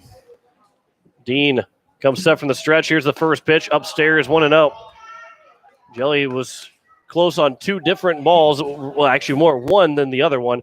But 1 hit foul out on the wall in his first at-bat. He ended up striking out. He also flew out to center field in his 2 at-bats. 1-0. That one's popped up in foul territory. Is it going to stay in play for Zabel? It is not. It's going to find its way over onto the netting, where some of the Post State fans will let it stop and on that netting above them. Count is 1-1. Here to the number 3 hitter, Jake Jelly, who's 0 for 2. 5 hits in the game for East Grand Forks, 4 for Pierre, but Post State has a 3-0 lead with 2 down in the bottom of the 5th. Dean will get the sign. He'll come set. Here comes the 1-1 pitch. Well outside, now 2-1. Hinkle is wanting that pitch to come outside, maybe to get Jelly to chase after it. And it's a 2-1 count. Dean will come set again, the 2-1.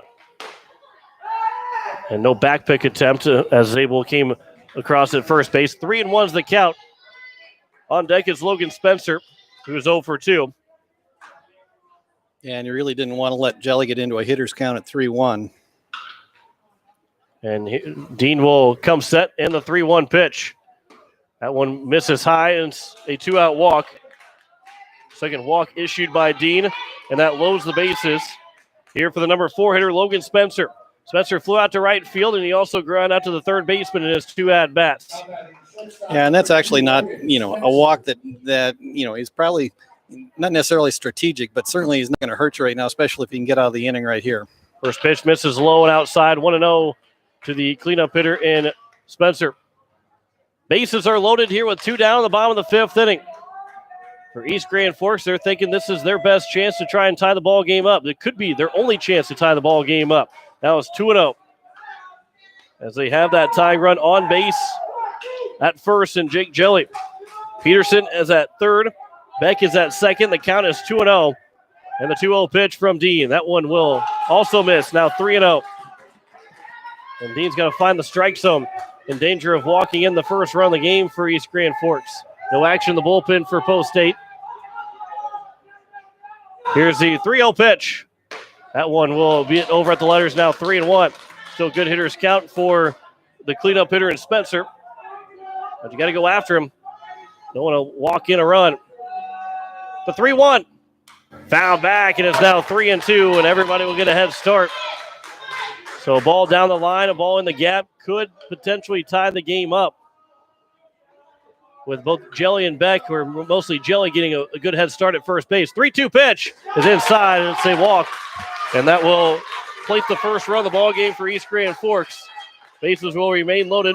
Coach White will head out to the mound. And it's a 3-1 lead for Post State with 2 outs here in the bottom of the 5th.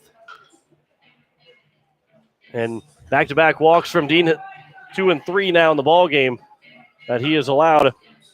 And that will bring in Colton Duck Savage after the mound visit. So nobody warming up in the bullpen for Post State. So this is Bennett Dean's chance to get out of this inning after a quick breather and talk by Coach White. And again, probably just a quick mound visit, just a little bit of a pep talk, and also maybe just to check and see how Bennett Dean is feeling out there on the mound, and kind of get an idea of whether he's tiring at all, or whether Coach White needs to start thinking about a bullpen action. First pitch is fouled away by Colton Duck Savage, and it's 0-1. He is 2 for 2 with 2 singles, and a single could potentially tie the game up. 2-run lead here for Post State. Dean 0-1 bounces in, and a good stop there from Hinkle, and it's 1-1. Yeah, it looked like Dean tried to do just a little bit too much, maybe muscle up, get a couple extra MPHs on the velocity right there.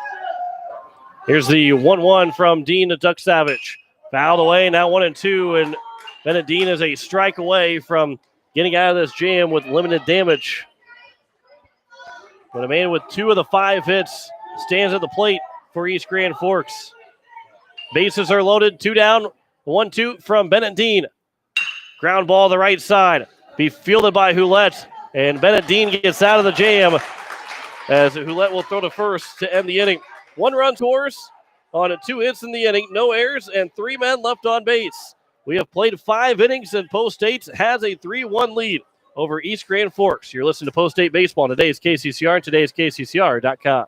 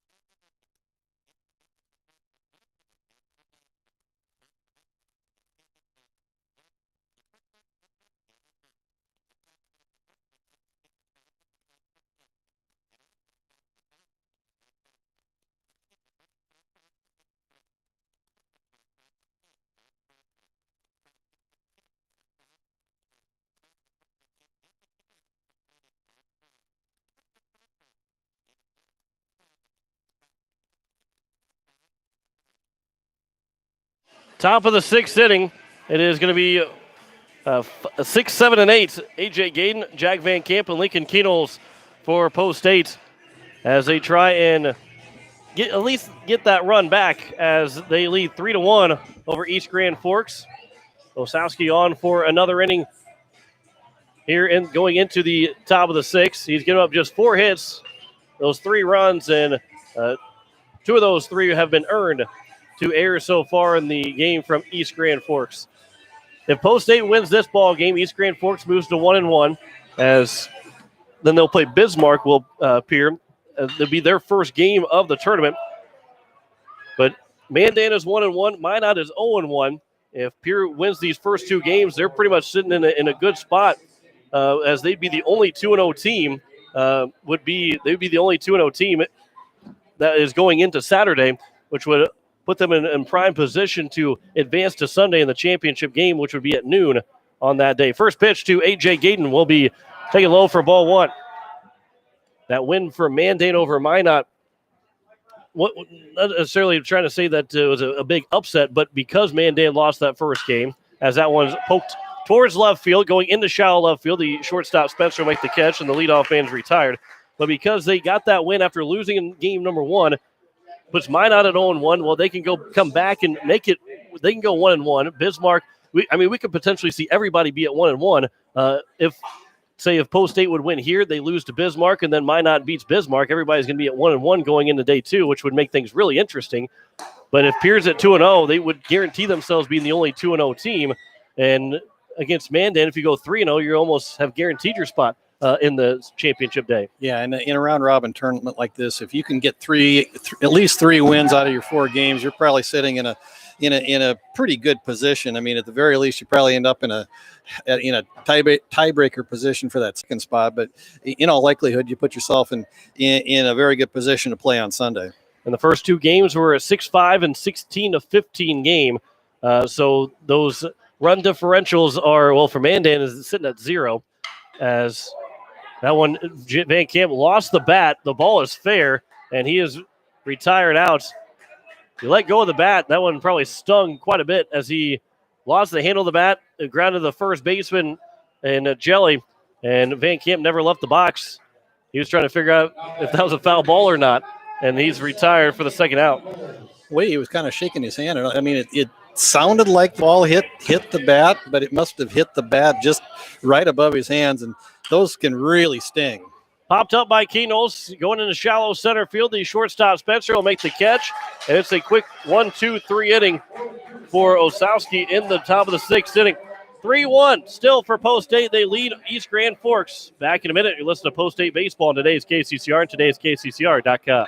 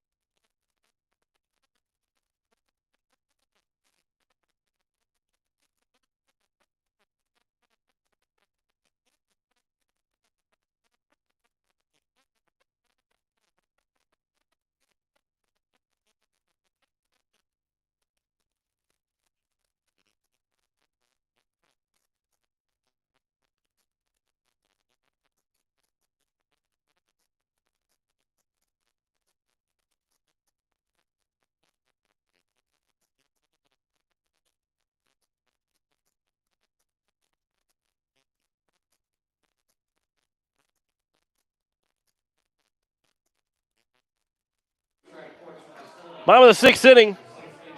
It is going to be Cooper Holma, the catcher, to lead things off, followed by Nick Vargas and Evan Peterson, 6, 7, and 8. Here in the bottom of the 6th inning. 3-1 is our score. The first pitch from Bennett Dean is outside for ball 1. 3-4-0 for Pierre. 1-5-2 for East Grand Forks. As it's a 2-run lead for Post State in their first game of the Minot tournament. The 1-0 pitch. That one's lined to right field. A.J. Gayden. That one's going to land in front of him. And it's a leadoff single for Cooper Holmes. 6th of the ball game now for East Grand Forks. And that's a tricky line drive to Gayden. If he comes in on it, then realizes that he came in a little bit too quick, or it was going to land too far in front of him, he could short hop him, get all the way to the wall. It's a leadoff triple. Or he could get there in time, make the catch, but he stopped and let it come to him, and a leadoff single. That's, as an outfielder, you just really never know how that ball can't. That's a hard one to judge coming right at you. Yeah, and it takes a fair amount of repetition out there to really kind of see how to play a ball like that. First pitch to Nick Vargas is taken outside for ball one. Vargas, he popped out and also popped out of the catcher, Hinkle, and popped out of the second baseman, Hulette. 1-0 pitch. Here's a ground ball. Could be two here. As Stout, he had no chance at second. They'll throw to first is in time. So the man from first and home will get to second. Actually, it's a courtesy runner for home. He's at second. And Stout only play was to first, and there's one down. Yeah, and kind of a weakly hit ground ball. It just kind of got up over the mound, and Stout had to come in and field the ball in on the infield grass, and really didn't have a play at second. And so in a 3-1 ball game, takes the out and makes the smart play. Here's Evan Peterson. He singled his last at bat. He came around to score the game's only run for East Grand Forks. First pitch is upstairs for ball one. He is 1 for 2. He grounded back to Dean, and he got a base hit back in the bottom of the fifth inning to lead things off. Now 2-0 to the third baseman with Caden Reimer on deck, the left fielder. Dean at the 80 pitch mark now through 5 1/3. Here's the 2-0 pitch from Dean to Peterson. That one's on the inside edge now, 2-1. So with him being at that point, soon we'll see probably somebody go to warm up the bullpen just in case he starts to labor a little bit more and gets to that 105 pitch count total. 2-1 pitch is upstairs now, 3-1. But he's still sitting good enough that if he can get a couple quick outs, he could try and finish this out in the bottom of the seventh inning. Yeah, and I would suspect that Coach White's going to have a bullpen option ready to go in the seventh. As the top of the order will be coming around for East Grand Forks. If Pierre can get out of this inning here with the number 9 hitter Reimer coming to the plate right now. As Hinkle is able to make that catch in foul territory, it's the third time he's made a catch in foul territory in this ball game, and there's now 2 down, and that'll bring up Keaton Reimer, the left fielder. Actually, pinch hitter.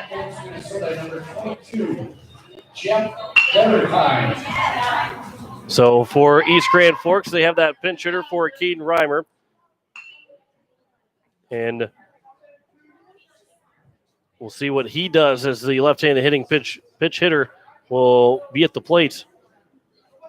As Vetterkind is the man that's hitting for East Grand Forks. First pitch from Dean, taking high for ball one. Reimer went 0 for 2 in the ball game with a strikeout and a pop-up to the first baseman. Here's the 1-0 from Dean. That one's popped up on the left side and it's going to get out of play, and it's now 1-1.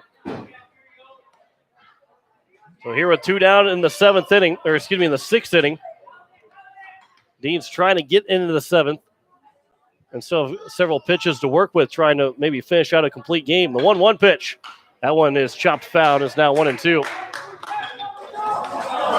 And those post-8 guys all got up real quick. River Iverson, McGuire Rasky trying to make that play. Both missed.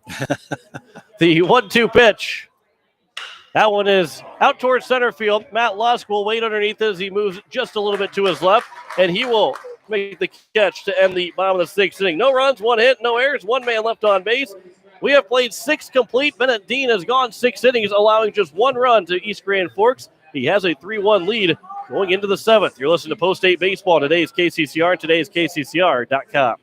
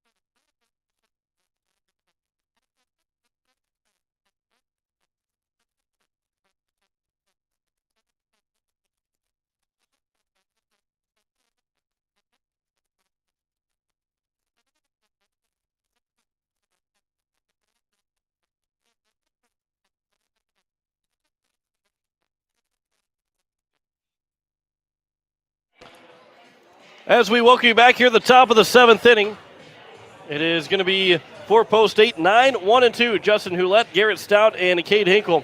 Andrew Coverdale has made his way down to the bullpen, but as Greg and I during the commercial break,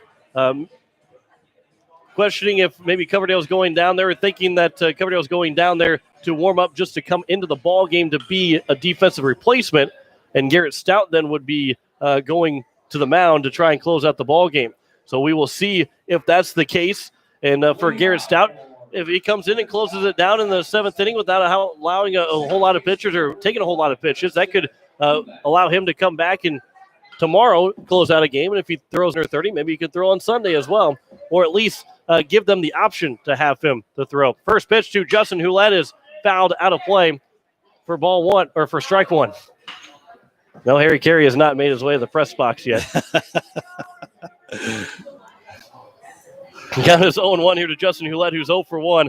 He struck out looking, and he also drew a walk. He was straight in the 3rd and the 4th for that 3-run inning. That's the only 3 spot, the only runs that Post State has had in this ball game. They lead 3-1. A.J. Gayden has made his way down towards the bullpen area, too. Houlette will foul the 0-1 pitch back, and it's now 0-2.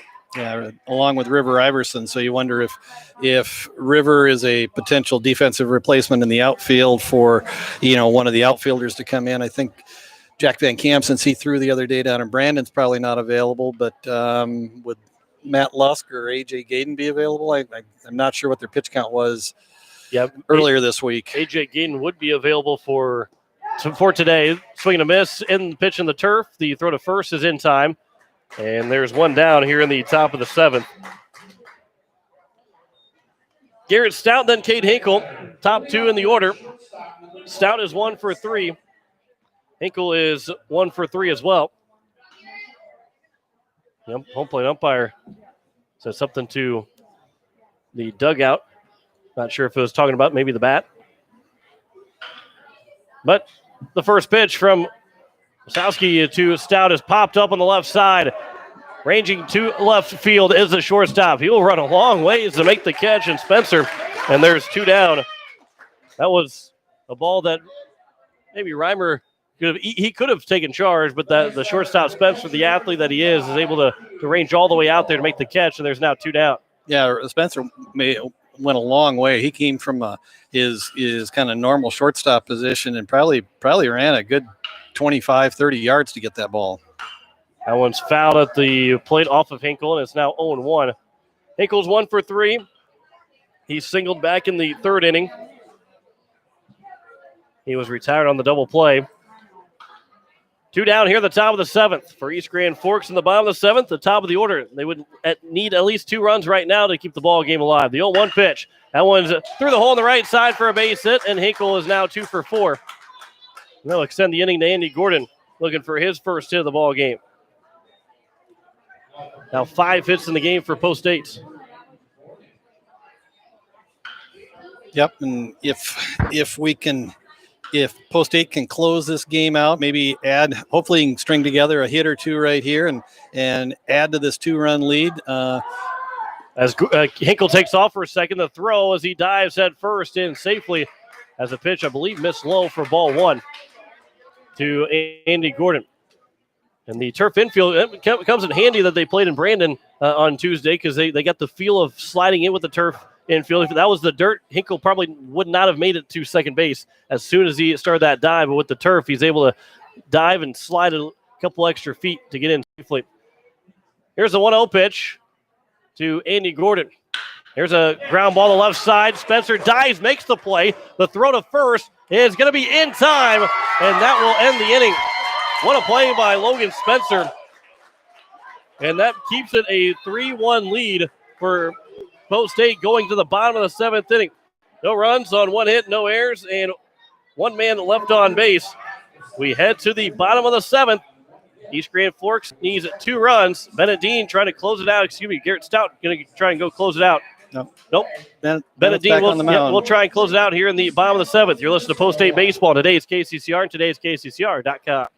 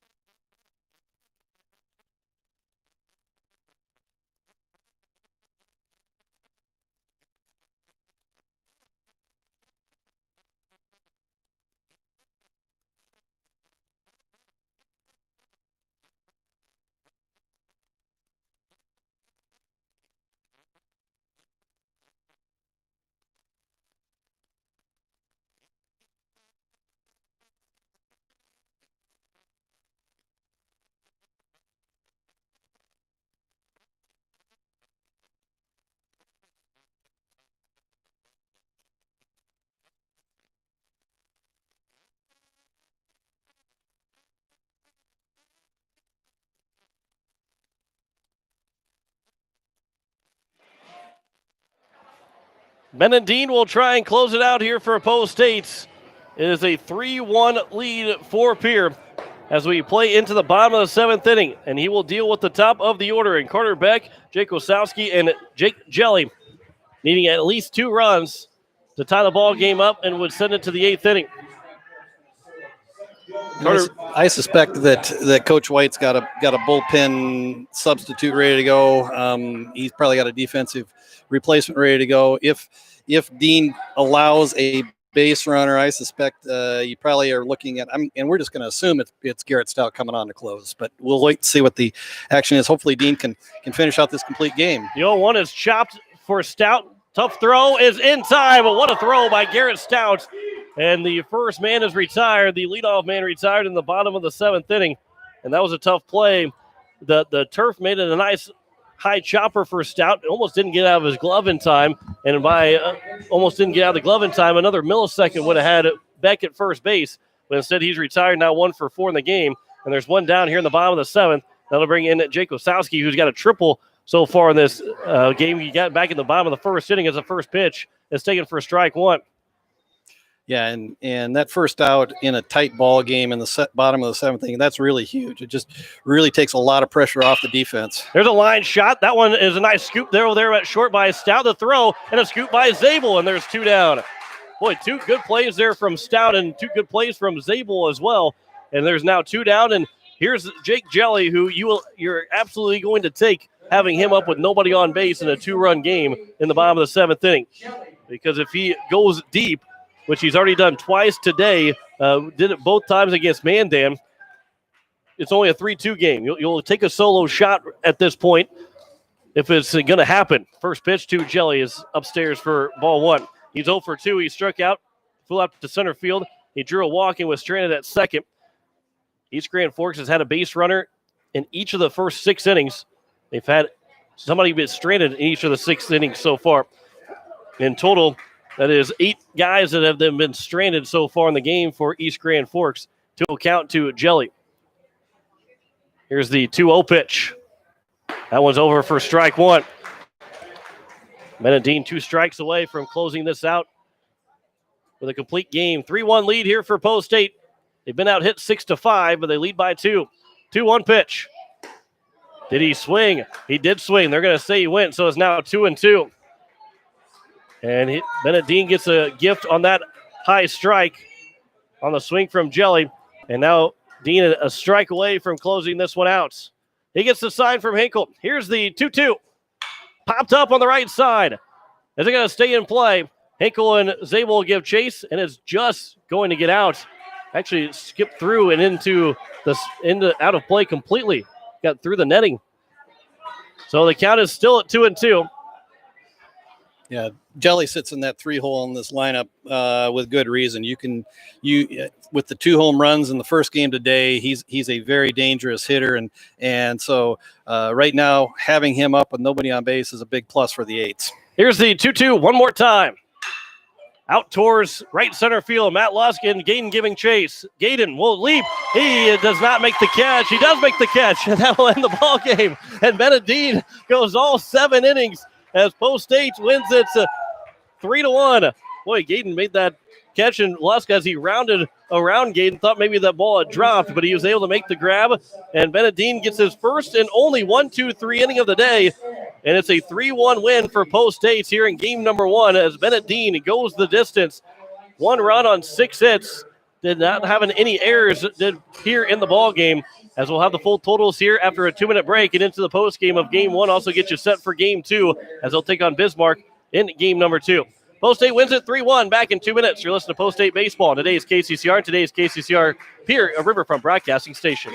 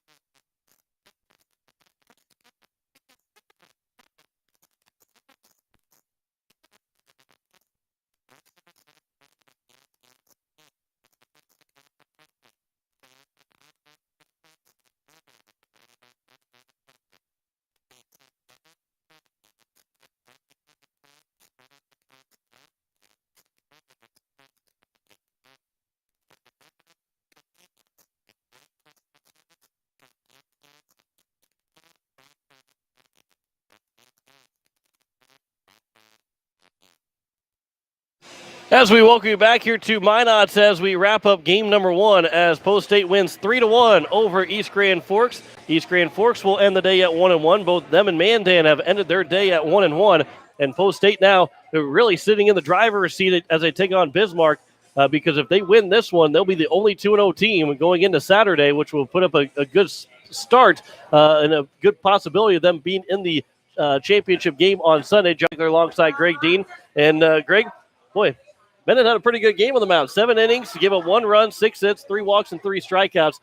That's an excellent outing against a very good hitting East Grand Forks team. Yeah, and what he did early was he was real effective early. I think through about 4 innings, he was a little over 11, 12 pitches an inning with a pretty high strike percentage. You could tell maybe he was tiring a little bit through the fifth, 6th, and 7th.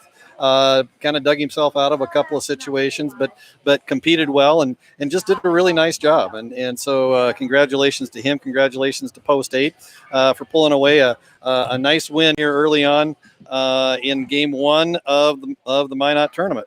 As Coach Nathan Nas, the assistant coach here for Post 8, we'll give him the microphone here as it is a 3-1 win. And Coach, how about that performance from Bennett Dean?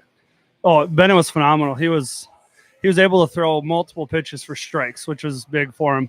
And that's what we kind of talked to him after the game there. His last outing, his fastball, he was throwing for strikes, but couldn't get off speed in. And he did a great job. He was throwing all of his pitches for strikes.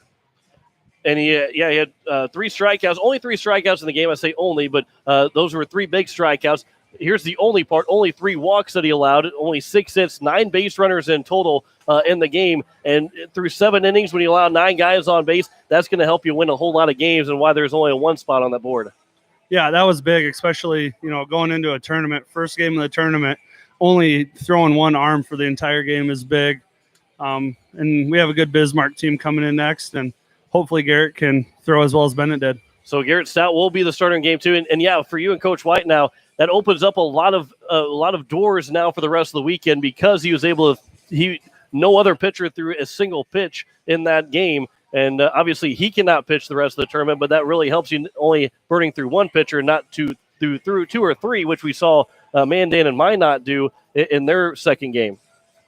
Yeah, and that's where we'll see both Mandan and Minot tomorrow, and it'll be interesting just to see how many arms they have that are able to throw versus us having virtually everyone now. Maybe talk a little bit about your defense today. I mean, your defense has really played well over the last week, and especially in that 7th inning.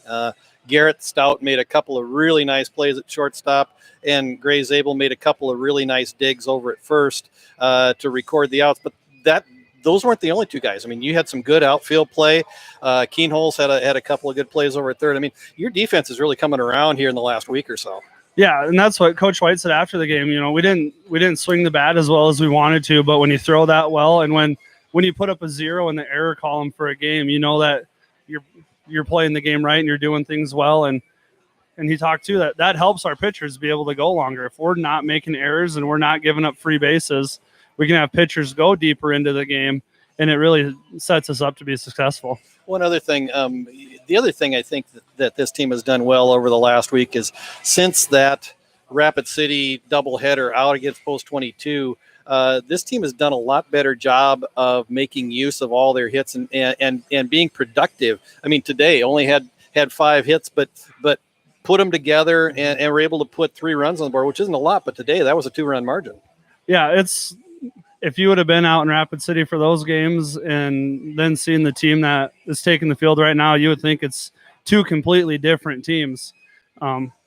After those first 4 games, the guys really took it upon themselves to do the little things right and really focus on those little things and understand that if we do the little things right in the long run, we're going to win a lot of baseball games.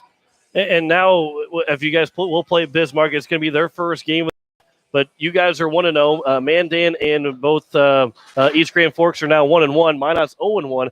So if you get a win here, you're going to be the only 2-0 team going into Saturday, which sets you up in a good spot to be playing on Sunday in the championship. Yeah, it does. It does set us up well. And with Bennett and our defense only putting up 1 run, if it were to come down to a tiebreaker, I believe it is runs allowed. So Bennett throwing well and our defense stepping up and only giving up 1 run is also a big thing for us. So what are you expecting here in game 2 from Garrett Stout, but also from the hitters trying to beat this Bismarck team? Coach White and I are both expecting Garrett to go up and be dominant on the mound like he was last game, and just continue to build on what he's been doing. And then we talked at the plate. We just gotta be a little more patient. We gotta look to drive balls into the gaps better and not get under them, and not be so anxious to try to hit breaking balls and off-speed pitches early in at bats. Coach, congratulations on the win in game 1, and good luck here in game number 2. Thank you, guys. That is assistant coach Nathan Nas. He's getting pretty good at these in-between game interviews. And it's working out really well because Post State has now won 8 in a row, and what is that, 14 of 15 now? 14 of 15, and yep. that's a pretty good mark to have when you're now 15-4 on the season and continue to play well, and are playing games like this against an East Grand Forks team also who is playing well and is a good team. Beating good teams, whether the wins or losses matter for seed points, that is only a benefit going forward in this season. And again, I think if you the different postseason this year, I mean, you kind of have to develop your pitching staff in a little different ways. I mean, before, once you would have to play 3, 4, maybe even 5 games to get through a region tournament, and then you'd have to go in an 8-team double elimination state tournament where, if you went into the weekend and maybe even got to Sunday, you were probably throwing 7, 8, 9, maybe even 10 pitchers over the course of those 5 days. Well, now with a 3-game series at the regional level, another 3-game series at the super regional level, and then a 4-team double elimination state tournament, you probably don't have to go quite as deep into your bullpen. So what you really end up doing is if you can develop arms, you can really focus those arms in really shorter bursts, and just ask a young man to go out and say, I don't need you to go 7 innings today. What I need you to do is go out and get 2 or 3 batters for us.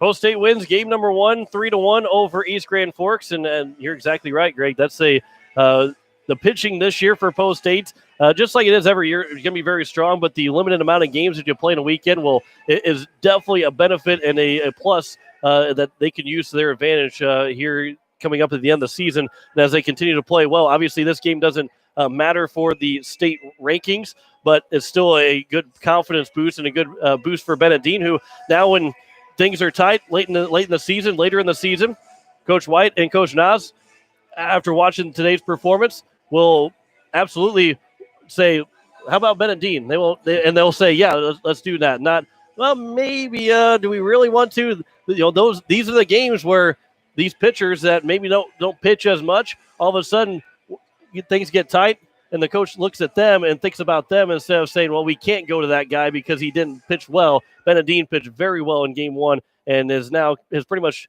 especially after having now multiple games in a row that he's pitched well, has really earned the confidence and trust of the coaching staff that he can be relied on to start or to come in as a reliever. Yeah, and I think what it does is not only does whether it's Bennett Dean or an AJ Gaden or a Garrett Stout or a Gray Zabel or whoever it is, like we said, we're kind of at the midway point of the season, and so if you can develop some confidence as a pitcher, and especially for maybe some of these younger kids who like Dean or Aaron Booth or Jake Mayer, some of these kids who are in maybe their first year of Legion action, or in Jake Mayer's case, getting some opportunity here to pitch, or a Colin Brueggemann. Those are the kind of kids, if you can develop some confidence at this varsity level, that's a huge plus. I mean, especially coming towards the end of the season into the postseason. Post State wins 3-1 here in game number 1. We will step aside for 2 minutes as we have got past the 6 o'clock hour, but we did not get a chance for the 5 o'clock news. We'll have Zach Nelson. He'll have news for you after this 2-minute break. We'll step aside for those 2 minutes, have Zach Nelson in with his news, and then we'll have another 2-minute break before we come back to here at the Corbett Field in Minot. You're listening to Post State Baseball on today's KCCR and today's KCCR.com.